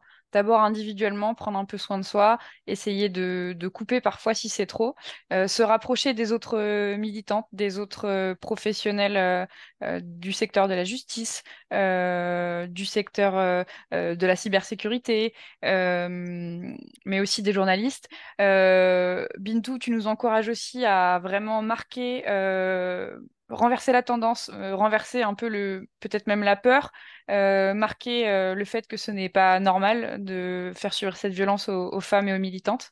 Et puis vous nous avez aussi donné des informations sur comment on peut faire changer les choses aussi grâce au plaidoyer, en mettant en place des cadres juridiques qui protègent les femmes et qui obligent surtout les plateformes à prendre des décisions et à modérer un peu leur contenu. Je crois que donc il y avait Benedicta aussi qui voulait aussi nous partager la manière dont elle et ses collègues de FJAD se sont organisés, comment vous avez pu être soutenus aussi par d'autres face à cette campagne de cyberharcèlement que vous avez vécue. Oui, Élise, je voudrais déjà remercier toutes les intervenantes tout à l'heure, Bintou, Diane et Sarah, parce que je me retrouvais vraiment dans tout ce qu'elles disaient. C'est une réalité que nous vivons et heureusement, il y a cette mobilisation-là entre féministes qui nous aide beaucoup. Je me rappelle que il fut une période où il fallait passer des nuits blanches à veiller, à détecter des liens, à copier des liens, à pouvoir envoyer les liens pour que ces liens-là puissent être bloqués.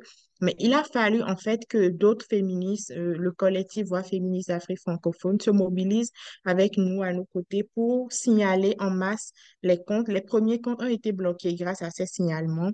Et après ces signalements, puisque les comptes revenaient après, il y a eu le soutien également des féministes, la mobilisation en ligne pour vraiment mettre la pression au pouvoir en place, aux acteurs de la chaîne de lutte du système judiciaire pour que vraiment la peine ne soit plus banalisée, parce que la plainte ne soit plus banalisée, pardon, parce que comme elles l'ont dit, souvent chez nous sommes face à des textes de loi qui sont très peu sensibles au harcèlement des féministes. Du coup, lorsque vous portez une plainte pour cyberharcèlement, pour violence en ligne, ce n'est pas pris au sérieux, comme chez nous, par exemple, le phénomène de cybercriminalité, d'arnaque, on appelle GAI communément chez nous.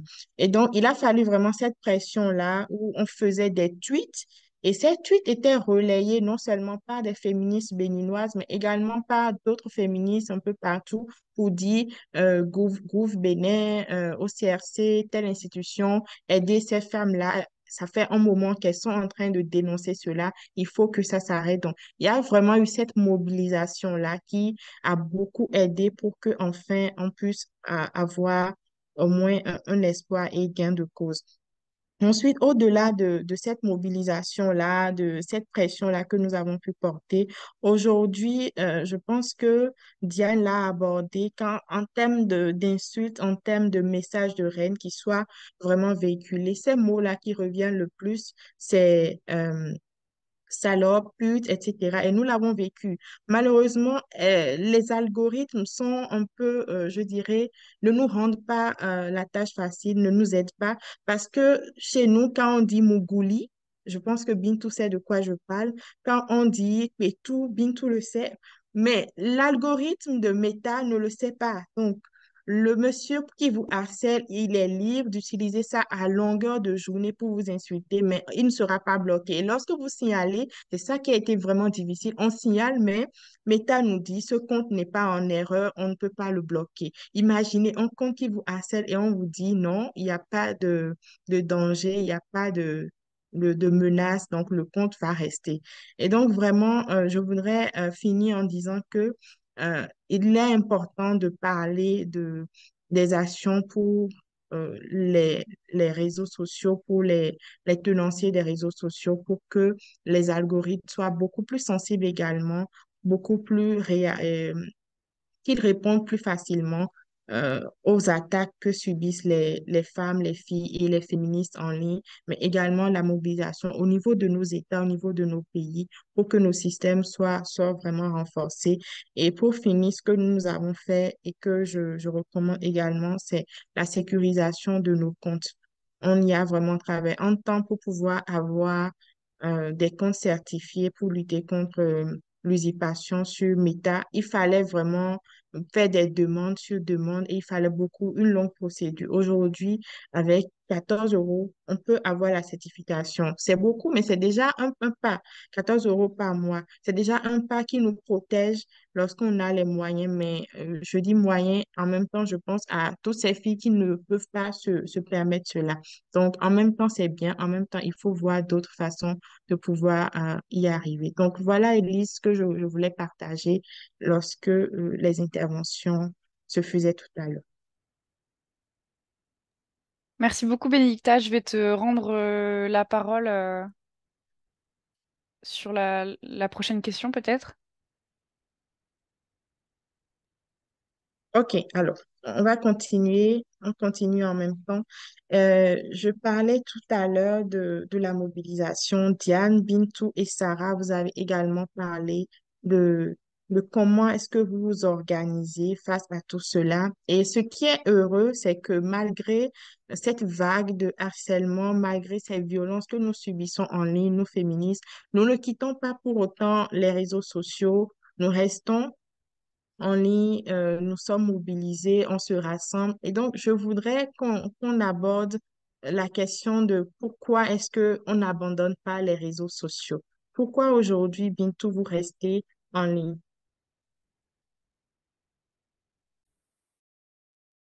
Merci. C'est une question que moi, je trouve très intéressante. Pour moi, les réseaux, c'est un peu souvent comme la rue. Parce qu'il y a beaucoup de violence. Je suppose que vous ne me voyez pas très bien, n'est-ce pas? C'est un peu flou, mais vas-y, il n'y a pas de souci.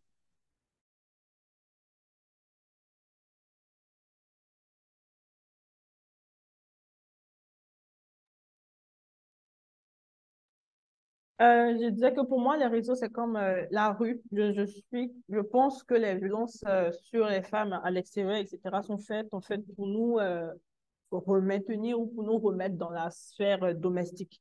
Et pour moi, c'est un peu pareil avec les réseaux. Pourquoi moi, je reste sur les réseaux? Déjà, pour donner de l'espoir, en fait, parce que je me dis que beaucoup de choses qu'on fait en tant que féministe, je me dis que certaines actions qui ont été posées par des femmes ou par des féministes qui ont mené des résistances par le passé, c'était surtout pour nous, c'était surtout pour le futur. Donc, moi, je me dis que je peux peut-être inspirer des jeunes femmes quand elles verront, par exemple, de la résistance, qu'elles verront que malgré tout ce qui se passe, je reste toujours. Et je reste tout simplement parce que je pense que tout simplement, je suis légitime là, en fait. En fait, je ne vois même pas pourquoi est-ce que je dois quitter là. Parce que je crois que l'une des inventrices du Wi-Fi, c'est une femme. Je crois que beaucoup de choses qui ont été faites par rapport au numérique, par rapport à tout ça, ce sont des femmes. Je parle du possible. Aussi, les femmes ont participé aux avancées technologiques. Je ne vois pas en quoi en fait, excusez-moi, pour moi, c'est une question. En fait, je ne comprends même pas pourquoi est-ce que je ne dois pas être présente. C'est comme me dire, pourquoi est-ce que je dois être sur la terre? Pourquoi est-ce que je dois être sur le monde? Pourquoi est-ce que je dois être dans la rue? Pourquoi est-ce que je dois être dans les stades? Je dois être là parce que je suis citoyenne du monde. Je suis citoyenne de la société. Je dois être là parce que je suis un être humain. Je dois être là parce que je paie les impôts. Je dois être là parce que je travaille. Je dois être là parce que je œuvre au développement de l'Afrique. Je dois être là parce que Internet, c'est pas gratuit. Du coup, moi, je suis là parce que je pense que je suis légitime en aucun cas. Oui, il a pu m'arriver par certains moments par le passé de me sentir illégitime d'être là. Mais je me dis que il faut qu'il y ait une certaine résistance parce qu'on a certaines jeunes filles qui nous regardent et qui pourront se dire que si on a réussi à faire partie de celle-là, ça veut dire que nous aussi, on peut nous faire partie. Moi, je réfléchis vraiment en termes de postérité, en termes vraiment de futur. Je reste parce que je pense que c'est ma place. Et je reste parce que je pense qu'il faut vraiment encourager aussi les jeunes filles à comprendre aussi qu'il faut rester, c'est leur place et il n'y a surtout personne, rien une personne qui peut et qui, oui, elles peuvent partir, hein, mais il faut toujours qu'elles finissent par revenir parce que c'est leur place et voilà, tout simplement. Merci beaucoup, Bintou. Tu l'as dit, c'est notre place, on n'a pas à fuir, on n'a pas à quitter pour faire plaisir. Et je me rappelle la première journée où on a lancé les messages de bloc-le. Ça a été justement ça, les messages. Les messages disaient, vous n'avez rien à faire sur les réseaux sociaux, quittez. Facebook n'est pas fait pour les femmes. Si vous êtes là, c'est que vous acceptez être harcelé. Et justement, on est resté pour prouver que non, c'est bien notre place et vous n'avez pas à nous dire de quitter. Nous avons totalement notre place. Je suis d'accord. Et je vais reposer la même question à Diane. Diane, pour toi, pourquoi aujourd'hui tu restes malgré toutes ces violences? Est-ce que c'est parce que également nous sommes légitimes, tu te sens légitime sur les réseaux ou pour toi c'est un outil de travail ou d'autres raisons? Ben, moi, je suis complètement d'accord avec Bintou, hein, sincèrement, c'est notre place. On a des tonnes de choses à dire. Le coût pour nos sociétés serait beaucoup plus grand si on les quittait que ce que nous, on peut vivre. On est forte, on est solide, on est capable de s'organiser, euh, on est nombreuses, on fait partie de la moitié de l'humanité quand même. Donc, donc voilà. Ça, et puis au-delà de ça, c'est vrai que j'étais en train de penser à quelque chose en écoutant, c'est que je me dis que c'est aussi un merveilleux outil d'éducation, quoi. Et que si on abandonne cette place-là, on sera plus vecteur de cette éducation-là. Et ça, en tout cas, moi, dans ces dernières années-là, c'est ce que j'ai essayé de faire, d'aller à la rencontre aussi des plus jeunes, des jeunes filles, des jeunes garçons, et aussi de parler de ces choses-là avec les générations futures qui vont être au devant de l'usage de l'Internet du futur. Donc, ça me semble hyper important de pouvoir aussi parler de ces usages-là, les vulgariser, faire en sorte. Et mine de rien, le fait que ce soit visible, je veux dire que c'est à la limite le seul truc qu'on a pour nous. Le fait que ce soit visible, ces violences en ligne, fait que au bout d'un moment, la société, d'une certaine façon, nos sociétés ne pourront plus du tout les ignorer. Et c'est certainement ce qui est en train de se passer. Il y a une féministe française, s'appelle Marion Séclin, qui disait si en fait j'avais reçu, enfin si à chaque insulte sur Internet, ça avait été un coup physique, peut-être que ça aurait été différent, peut-être qu'on m'aurait réellement pris au sérieux, parce que je pourrais plus marcher, je pourrais plus me lever, je pourrais plus avancer. Donc quelque part, ben, quand on voit toutes ces insultes, tout ce déferlement de haine sur les réseaux sociaux ou autres, ben, ça le rend visible, quoi. Donc il y a un enjeu d'éducation, il y a un enjeu d'exemplarité aussi, de rappeler à toutes. En plus, je veux dire, on a des smartphones et des tablettes et des machins de plus en plus jeunes, donc avec pas toujours la maturité qu'il faut pour se servir de ces outils.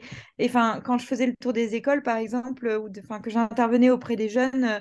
En Belgique, enfin, je me rendais compte qu'on vivait des choses, que ces petites, elles vivaient des choses super violentes, si jeunes, enfin, avec pas assez d'armes encore pour pouvoir répondre à ça. Donc, il faut que nous, on se rende visible pour ça aussi, pour qu'elles puissent avoir, qu'elles puissent avoir des repères au milieu de tout ça, qu'elles puissent avoir des témoignages, des paroles de femmes qui s'en sont sorties ou en tout cas qui ont trouvé justement ces armes pour tenir cette violence-là à distance, la mater ou en tout cas parvenir à ne pas lui faire une place trop destructrice dans sa vie. Donc voilà ce que je peux en dire. Bah oui, bien évidemment, il faut bien, bel et bien rester. Rester parce que l'enjeu est de taille, c'est vraiment un enjeu d'éducation, mais également un enjeu de rester pour les autres, pour ces filles-là, pour ces femmes-là qui sont en ligne et qui ont besoin également d'être rassurées. Alors, je vais y aller avec la même question pour Sarah. Sarah, dis-nous pourquoi est-ce que tu restes en ligne? Alors, pourquoi moi je reste? Moi, je pense déjà qu'on devrait tous rester déjà pour nous, pour ceux avec qui on partage nos vies aussi. Et que si on veut pouvoir aussi fonder une famille, il faudrait être sûr que la sécurité est de taille autour de nous. Après, c'est vraiment pour ma part. Moi, je reste parce que j'y crois. Je reste parce que j'aime mon pays. En l'occurrence, ici, le Maroc. et que veux le voir évoluer. Je reste parce que je n'ai pas peur. Il faut pas avoir peur. Il faut toujours essayer de se protéger au maximum, soit en laissant des preuves un peu partout, soit en faisant face directement sur les réseaux et afficher en fait aussi ce cyberharcèlement que nous vivons euh, et cette violence. Il faut rester vraiment pour pouvoir déjà faire évoluer l'humanité. Comme elle a dit Diane, on est la moitié de l'humanité, hein. C'est énorme. C'est triste que la moitié de l'humanité bah, euh, soit vue de cette manière, soit on nous rabaisse, soit rabaissé. C'est compliqué. Et pour moi, c'est si on veut continuer à vivre tous ensemble, il faut apprendre à vivre ensemble. Et c'est par l'éducation et par l'accompagnement. Et moi, c'est ce que je prône et je lâcherai pas. Et au contraire, je pense que si je fais du porte-à-porte dans les pensionnats, dans les écoles, c'est pour créer une armée. Et je pense que c'est ce qu'on essaye de toutes faire. C'est la raison pour laquelle on est là, toutes ensemble. C'est pour voilà, créer cette armée et avancer tous ensemble. C'est pour ça qu'on reste, enfin que je reste.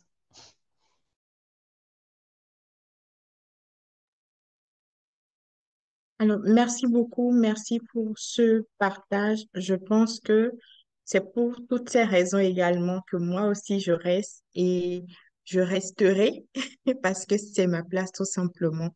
Et j'ai lu Bintou qui écrit que rester juste est suffisant. Et oui, rester, c'est suffisant. Je pense que Élise veut partager rapidement quelque chose avec nous.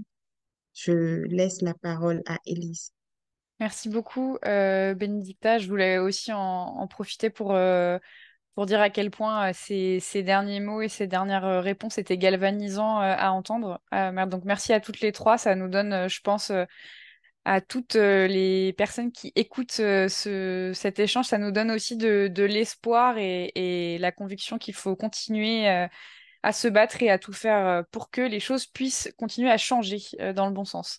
Donc j'en profite pour faire une petite information en lien avec le sujet de cet échange. Donc, comme j'ai pu le citer au début, Equipop a collaboré avec l'Institut du genre en géopolitique pour produire un rapport qui s'appelle Contrer les discours masculinistes en ligne, recommandations à l'Union européenne et ses États membres. Donc, c'est un rapport qui va mettre en évidence les différents acteurs de la manosphère, qui va aussi essayer d'expliciter l'influence des communautés masculinistes, les liens entre ces communautés masculinistes et plusieurs groupes ou partis politiques conservateurs, ultra-conservateurs au sein de l'Union européenne. Et donc l'objectif de ce rapport, c'est d'améliorer la compréhension du fonctionnement de ce phénomène, expliquer les dynamiques technologiques, les dynamiques financières et sociopolitiques qui sous-tendent ces discours masculinistes et expliquer et souligner l'ampleur des violences qui sont créées par la manosphère et les conséquences dévastatrices dont Diane, par exemple, tu parlais tout à l'heure. Et à la fin de ce rapport, il y aura une liste de recommandations destinées aux instances de l'Union européenne, mais aussi aux États membres, aux 27 États membres, avec l'objectif de tendre vers une sphère numérique qui puisse garantir les droits, la sécurité et la liberté des femmes et des personnes LGBTQIA+. Ce rapport sort en octobre et donc nous vous partagerons les informations dès qu'il sort. Voilà. Donc n'hésitez pas à le consulter lorsqu'il sortira. On vous encourage également à consulter les différents ouvrages qui ont été cités, le rapport de l'Observatoire des droits, l'ouvrage de Stop Ficha, et puis les comptes Instagram de nos panélistes et Twitter.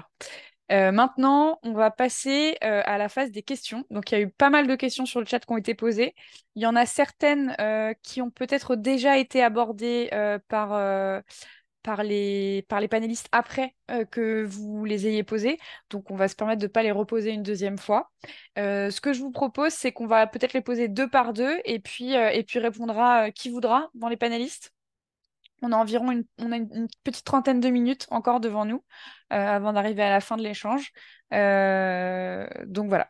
Donc la première question, donc c'était une question globale, je crois. Est-ce qu'il y a une plateforme de soutien pour les femmes qui sont victimes des cyberviolences sexistes et sexuelles? Et la deuxième question, c'était donc c'était d'abord une affirmation. Donc il y a des féministes qui ont plus de notoriété. Est-ce qu'il existe une solidarité entre les féministes au-delà des pays?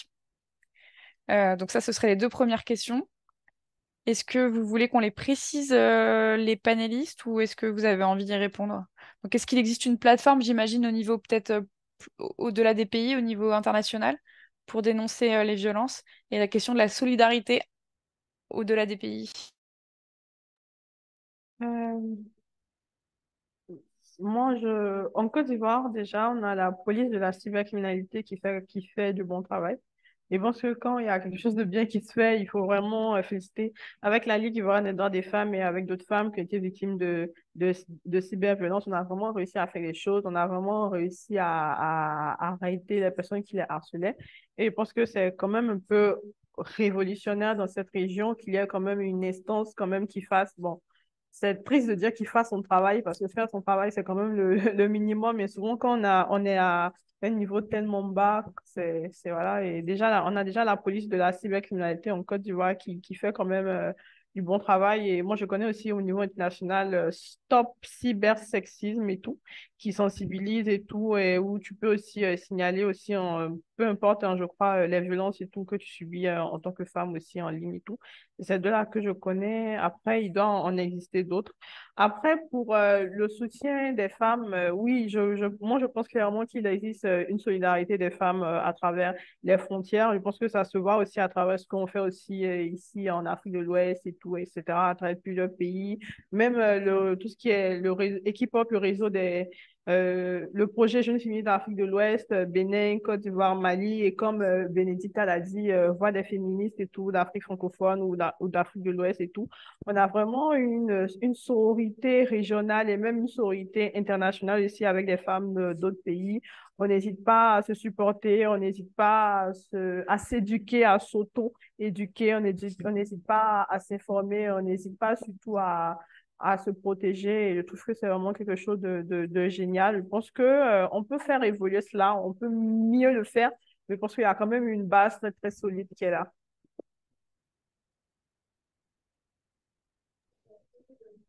Je pense aussi qu'il y a en tout cas moi de ce que je connais sur Facebook par exemple, il y a des groupes qui existent un peu partout dans le monde, donc il faut se renseigner en général pour voir si son pays a créé une antenne à proprement parler, mais il y a le hashtag Je suis là, qui est un groupe qui existe dans plein de pays. Je sais qu'il existe dans la plupart des pays européens, mais en tout cas voilà, en France, il s'appelle hashtag Je suis là. Et puis il y a la plateforme Pharos en France qui permet de, on va dire de dénoncer, enfin de signaler, pardon, les contenus illicites, les contenus de haine et tous les contenus illicites, dont les cyberviolences. Euh, les cyberviolences sexistes et sexuelles. Et au-delà de ça, je voulais rajouter une chose aussi. Je voulais parler d'un film qui a été beaucoup diffusé en Belgique et sur lequel je suis beaucoup intervenue dans des débats après, etc., qui est un film qui s'appelle Sale pute de Myriam Leroy et Florence Hainaut et qui en fait collectivise les expériences et les témoignages de femmes à travers toute l'Europe, qu'elles soient journalistes, politiques, gameuses même, et donc, on voit des intervenantes belges, françaises, allemandes, voilà, de plein de pays européens. Et donc, je pense aussi que c'est en collectivisant ces témoignages de femmes à travers toute la planète, pas seulement l'Europe, justement, qu'on peut privilégier, en tout cas encourager une forme de solidarité transfrontière parce que tous les témoignages convergent finalement vers la même chose. On n'est pas assez protégé en ligne. Donc voilà, je pense que c'est aussi une arme à notre portée que cette collectivisation des savoirs. Merci beaucoup, Diane. Est-ce que, Sarah, tu veux répondre sur cette question, sur la solidarité aussi en dehors des frontières Alors, sur la solidarité autour des frontières, je pense qu'elles ont tout dit. Pour être très honnête, j'ai pas envie de le répéter un peu ce qu'elles ont dit. Et et s'il y en a une autre, avec grand plaisir, j'y répondrai. Alors, je vais laisser Bénédicta nous poser les prochaines questions. Merci beaucoup, Élise. Alors, je pense qu'il y a d'autres questions. La première que je vais poser, c'est celle-ci. Peut-on réellement parler d'un portrait robot du harceleur? Dans les faits, c'est n'importe quel homme, non? Toute classe sociale, origine, âge, etc. Alors, Bintou, est-ce que selon toi, on peut parler réellement du portrait robot du harceleur? Moi, bon, déjà pour revenir un peu sur la question précédente, j'avais oublié de citer aussi R Internet. C'est une association ougandaise qui lutte pour les droits des femmes en griffe africaine et d'Afrique de l'Ouest et tout, sur le digital et tout. Et je trouve que c'est une initiative très, très, très intéressante. Le portrait du harceleur, non, il n'y a pas, de ma perception, on n'a pas du portrait de harceleur. Comme dire, est-ce qu'il y aurait les gens qui pensent, par exemple, que le viol se ferait dans une rue sombre, par un individu au chômage de type maghrébin ou africain, etc. Je pense que ça ne marche pas comme ça. Je pense que justement, on ne peut pas faire justement le profil du harceleur parce qu'avec l'écran, on n'arrive pas à savoir qui est derrière. Donc, de ma perception, il n'y a pas du profil du harceleur. D'accord. Est-ce que Diane ou Sarah, vous voulez également répondre à cette question? Comme elle a dit, Bintou, il n'y a pas de profil type de harceleur. Après, évidemment, il y a des stéréotypes que la société a mis en place, c'est évident. Et je pense qu'il ne faudrait pas revendiquer ce genre de stéréotypes parce que c'est à cause de ce genre de stéréotypes qu'on essaye de militer aussi. Nous, les femmes, on est complètement stéréotypées. On nous a mis des étiquettes extraordinaires. Et c'est clairement, ben, nous, les femmes, ben, on vit une certaine discrimination à cause de ces stéréotypes-là. Et pour moi, non, il ne faudrait pas essayer de mettre un portrait robot de l'harceleur type, parce qu'il y a certaines personnes qui peuvent se retrouver dans cette catégorie et qui n'y ressemblent pas du tout, comme a dit Bintou, et vice-versa, quoi. Dans le rapport qui a été écrit par Equipop et qui sort à l'automne, par exemple, il est montré que les courants masculinistes, en fait, c'est pas seulement ce qu'on peut imaginer, justement, les clichés dont tu peux parler, Sarah, c'est pas seulement des jeunes hommes dans leur chambre qui sont sur les réseaux masculinistes, mais c'est aussi, par exemple, des hommes politiques, des personnes beaucoup plus ancrées dans le système économique et politique. Et donc, c'est aussi, ça rejoint aussi ce que vous dites, en fait, c'est tous les profils à la fois qui sont dans les milieux masculinistes et qui sont dans les harceleurs. C'était encore une fois pour vous encourager à lire le rapport quand il sortira. Je crois que ce que tu dis, c'est intéressant, Elise, parce que je crois qu'au Sénégal, ouais, ils avaient démantelé un groupe comme ça de très misogynes sexistes. C'était de grands intellectuels, des professeurs, vraiment tout le profil des hommes que tu peux trouver comme hommes respectables dans la société. Ça montre vraiment, bon, dit respectable, ça montre vraiment qu'il n'y a pas vraiment de profil type, en fait. Oui, il y a Wasso qui écrit, mais je crois qu'il n'y a que nous qui voyons, qui précise que le titre, le nom de ce groupe, c'était Homme Choc. OK. Alors, je pense que je partage également votre avis. Je me rappelle qu'il y a eu une étude qui a été vraiment critiquée et puis désavouée entre-temps de Cesare Lombroso, je crois. Les sociologues doivent le connaître, qui définissait en fait le profil type d'un criminel, d'un violeur. Il avait, selon lui, c'est quelqu'un avec la tête d'un tel format, qui a les yeux comme ci, qui a la main comme ci, etc., qui décrivait en fait un portrait d'un homme criminel. Et donc, après cette théorie-là, aujourd'hui, elle n'est plus du tout d'actualité. C'est donc pour dire que non, on ne peut vraiment pas effectivement définir ou parler d'un profil type, d'un portrait robot du harceleur. Et je vous invite à lire le rapport de Kipop dont Élise parlait tout à l'heure. petite page. Alors, l'autre question que j'allais poser, c'est la question de... euh, enfin, voilà la question. Elle dit, que feriez-vous dans le cas où le gouvernement de votre pays n'a pas voté de loi sur le numérique qui puisse protéger les femmes à l'harcèlement ou à la violence en ligne? Que feriez-vous dans le cas où le gouvernement de votre pays n'a pas voté des lois sur le numérique qui puissent protéger les femmes à l'harcèlement ou contre les violences en ligne? Sarah? Ah ben moi, c'est le cas, hein. Moi, notre gouvernement, ils n'ont pas voté ce genre de loi. Pas du tout. C'était même pas dans leur programme. Ça ne les intéresse pas forcément, je dirais même. Comme pour l'avortement, on sait tous que nous, au Maroc, c'est pénal. Les LGBT, c'est pénal. Enfin, tout ce qu'on fait est pénal. Moi, je suis pénale.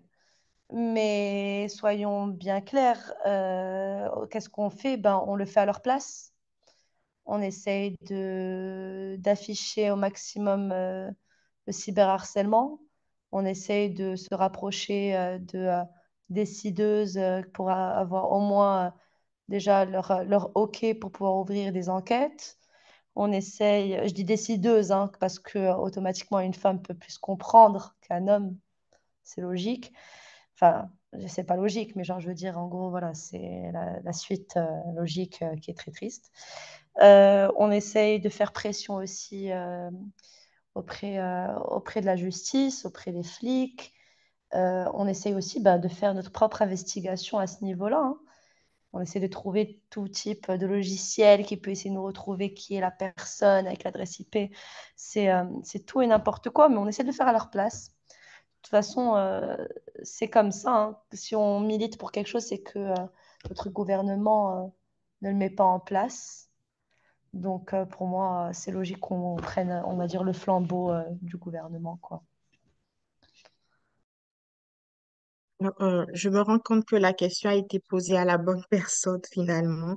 Et la réponse, elle est, la réponse, elle est claire. Je ne sais pas si la personne qui posait la question s'adressait spécifiquement à Sarah, mais bon, voilà la réponse.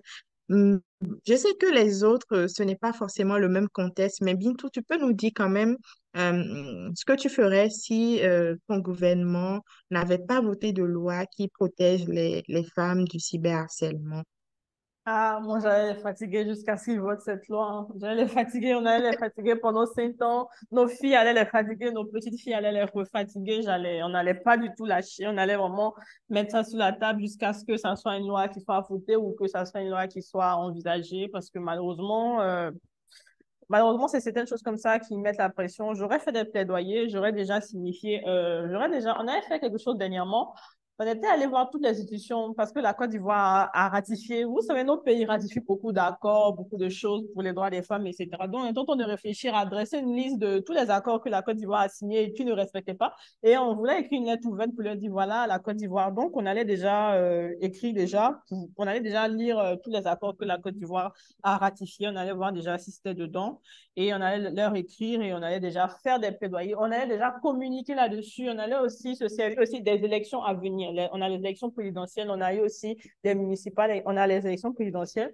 On allait aussi, par rapport au programme aussi des candidats, essayer de voir si c'est quelque chose qu'ils mettent dedans. On allait aussi sensibiliser les femmes pour essayer de leur faire comprendre que c'est fini le temps où en Afrique, oui, c'est toujours encore d'actualité, mais il faudrait plus que les femmes aussi arrêtent de voter souvent parce que malheureusement, sous nos cieux, beaucoup de femmes votent pour le candidat. Je dis candidat, c'est triste, mais j'aurais dû dire aussi peut-être candidat ou candidate, mais bon, c'est là qu'on en est. Beaucoup de femmes votent pour le candidat de leur mari ou pour le candidat de leur père, sans forcément lire en fait le programme et surtout lire la partie en fait qui concerne surtout la partie en fait des droits des femmes et je pense qu'on allait déjà mettre ça, on allait communiquer sur ça, on allait parler aux médias nationaux, aux médias internationaux, on allait vraiment essayer de mettre une pression médiatique à tous les niveaux pour que ça puisse se faire. Personnellement, c'est ce que j'allais faire. Mais est-ce qu'ils auraient cédé là? Est-ce qu'ils auraient cédé là? Je n'ai pas vraiment la réponse à cette question, Bénédicte. Merci beaucoup. Même si ne sait pas, c'est déjà beaucoup d'action et c'est déjà important. Voilà. Je pense que c'est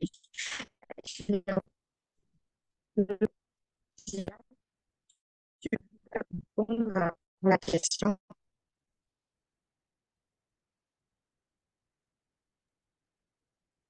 J'ai pas du tout entendu. Je sais pas si je suis la seule pour qui ça a bugué, mais j'ai pas du tout entendu la question.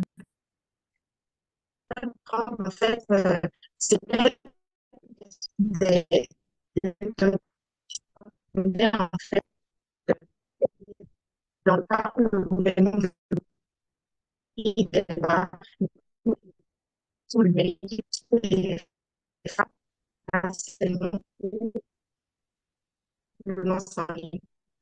Alors, je me permets de répéter parce que je crois qu'il y a un petit souci de connexion, Bénédicta, au niveau de ton appareil. La question était la même que pour les autres. Qu'est-ce qu'on fait si l'État ne fait rien? Ok, ok, merci. Ben, je pense que les filles ont super bien répondu. Une des plus grandes armes qu'on ait quand même, ça reste le plaidoyer, l'opinion publique, essayer de capitaliser sur tous les temps forts qui nous permettent de mettre en évidence à quel point c'est systémique et structurel. Je pense que c'est une première chose. Au-delà de ça, c'est aussi passer par le biais de l'éducation, utiliser aussi les systèmes de pétition, par exemple, enfin, donc tous les outils classiques de plaidoyer, quoi. Donc voilà, je pense que du coup, il faut utiliser tous les contre-pouvoirs, on va dire, qui sont indépendants des États, des gouvernements, voilà. Et aussi peut-être les aires régionales, les structures juridiques plus grandes que les États. Voilà, par exemple, le DSA, le Digital Service Act dont je parlais tout à l'heure, c'est un texte qui, pour certains pays, est plus protecteur que les lois nationales. Donc là, la primauté du droit européen va être une très bonne chose. À l'inverse, parfois, c'est un texte moins protecteur que certaines lois nationales. Donc je pense qu'il y a aussi beaucoup à regarder dans les textes juridiques supranationaux, d'autres cours de justice, etc., etc., pour faire jurisprudence. Et puis, au-delà de ça, eh ben, une des choses les plus efficaces, c'est de rien lâcher, quoi. D'être sûr de soi, d'avoir confiance en soi quand on estime avoir été victime de violences en ligne, de se croire déjà, de reconnaître la souffrance que ça implique, et de trouver des pairs qui la légitiment et la reconnaissent à leur tour, et puis surtout d'y résister en continuant justement de prendre sa place sans attendre qu'on nous la donne. Merci beaucoup, Diane, pour ces conseils et ces recommandations qu'on essaiera d'appliquer. Alors, il est déjà 47, donc on va conclure avec une dernière question qui, en plus, est une belle question d'ouverture. Merci beaucoup à Amandine qui l'a posée, Amandine Yao, euh, qui dit totalement d'accord avec le fait que c'est notre place. Donc, je pense quand vous parliez tout à l'heure de pourquoi il faut rester sur les réseaux sociaux. Et elle demande, en plus de sororité francophone, est-ce que vous avez des plateformes féministes à nous recommander? Compte Instagram, Twitter, podcast, chaîne Facebook. Donc, je vous propose toutes les trois de répondre à cette question en donnant un peu vos recommandations pour garder le moral ensemble et continuer à s'organiser en toute sororité féministe contre les violences sexistes et sexuelles, qu'elles soient en ligne ou dans la vie, dans la vraie vie, enfin dans la réalité, on va dire. Euh, alors, je veux bien commencer.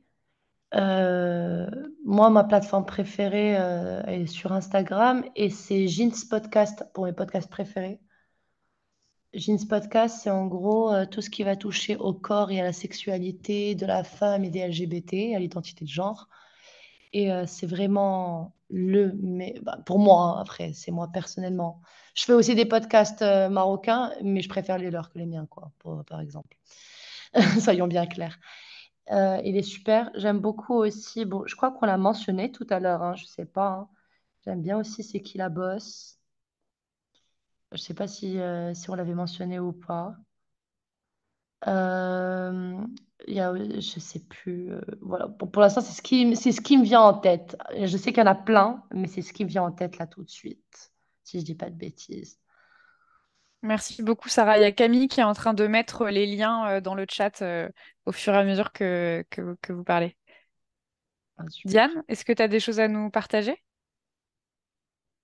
Moi, j'ai parlé du livre de Myriam Leroy dans le chat Les Yeux Rouges, qui est un très beau roman sur cette question-là, enfin, qui est tiré d'une expérience vécue, quoi. J'ai parlé du documentaire aussi tout à l'heure, Salpute, qui est vraiment une très très bonne référence. Je pensais aussi marrant à C'est qui la bosse. Et puis bien évidemment le conte de Stop Ficha. Et il y en a un autre qui a été cité plus haut, je crois. J'ai plus le nom en tant que tel. Je sais pas. Il faut que je le retrouve. Je vais remettre ça. Je savais pas qu'il y avait un podcast. C'est qui la bosse d'ailleurs. Je pensais que Moi c'était non juste plus, je ne savais pas du Instagram. tout.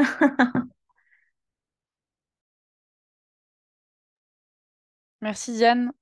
Bintou, Il y a est-ce que une, tu as il des y a- recos? pardon, Ah il y pardon, a une excuse-moi, vas-y. députée, il y a une députée belge qui s'appelle Margot Deray qui met tout le temps des super bonnes références sur ces questions-là, qui est assez calée sur le sujet. Margot, comme Margot, de plus loin, R-E. Voilà, je pense à elle aussi parce que elle met tout le temps justement Enfin, elle s'exprime beaucoup sur le sujet, elle est très pertinente, donc je vous invite à aller voir son travail.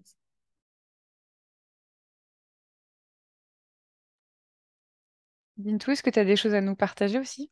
Moi, je me rappelle là, j'étais en train de chercher, mais je ne retrouve plus, avoir fait un mouvement qui s'appelle Alliance des féministes 2.0. Je crois que c'est du Burkina Faso. Oui, je viens de retrouver la page. Alliance des féministes 2.0 pour promouvoir les droits des femmes et des filles par l'occupation de l'espace digital. Je crois que c'est une initiative très, très, très intéressante dans notre écosystème d'Afrique de l'Ouest francophone et j'espère que ça va quitter le Burkina Faso et que ça va s'étendre vraiment à l'Afrique francophone en général. Et après, il y a juste un podcast que je recommande qui s'appelle Conversation féminine de Zoubi Dafal. C'est une Sénégalaise et tout aussi, que c'est très, très, très intéressant. Merci beaucoup. Bénédicta, est-ce que toi, t'as des recos?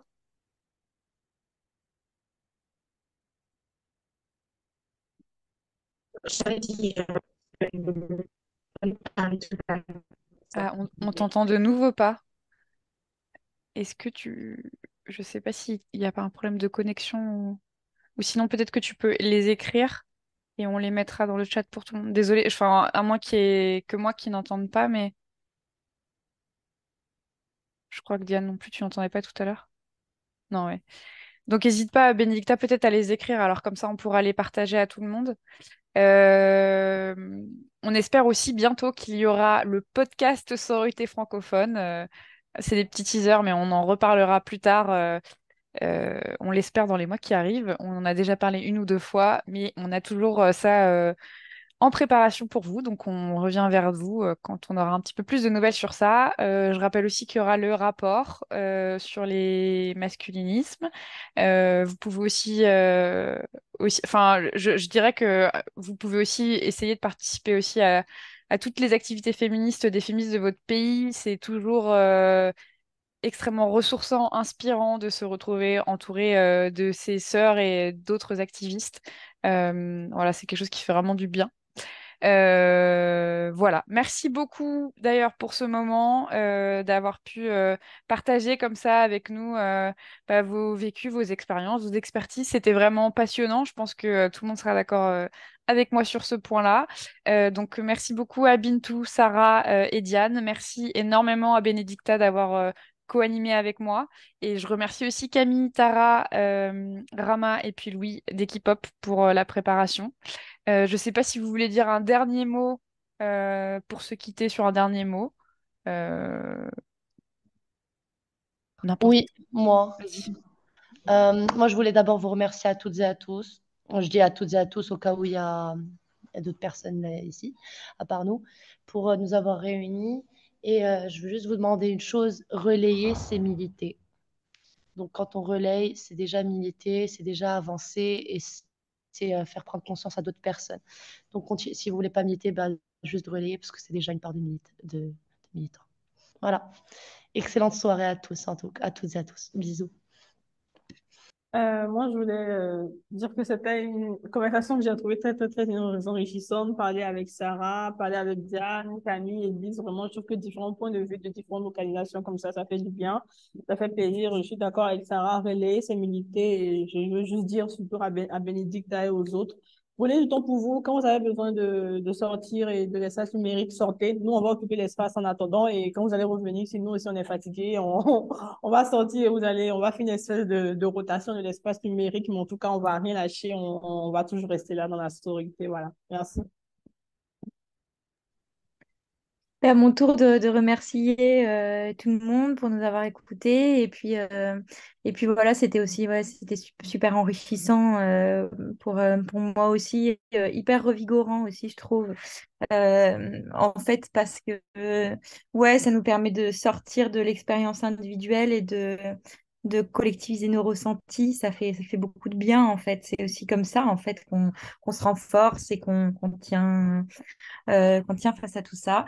Donc voilà, merci à Equipop et à toutes les filles et garçons qui ont permis de mettre en place ce temps d'échange et de m'avoir invité. Et très bonne soirée à tout le monde. Merci. Je ne sais pas si Bénédicta, tu as réussi à nous rejoindre pour dire un dernier petit mot. Non, facile. Alors, je crois qu'on t'entend encore pas. Je suis vraiment désolée. Bah, merci beaucoup, Bénédicta, parce que heureusement, on t'a entendu sur quasiment toute la rencontre, parce que merci beaucoup pour aussi toutes tes interventions, le partage de ton expérience. Je pense que ça a aussi pu donner beaucoup de corps à cette discussion. Voilà, bah, je vous propose qu'on se quitte. Restez alerte, car il y aura toujours des nouvelles de la part d'Equipop et de sororités francophones. Et Bénédicta nous conseille le podcast Les couilles sur la table qui questionne les masculinités. Merci beaucoup. Et puis voilà, c'est toujours un peu difficile de se quitter après un sororité francophone, mais il faut y aller. Bonne soirée, prenez tous et toutes soin de vous.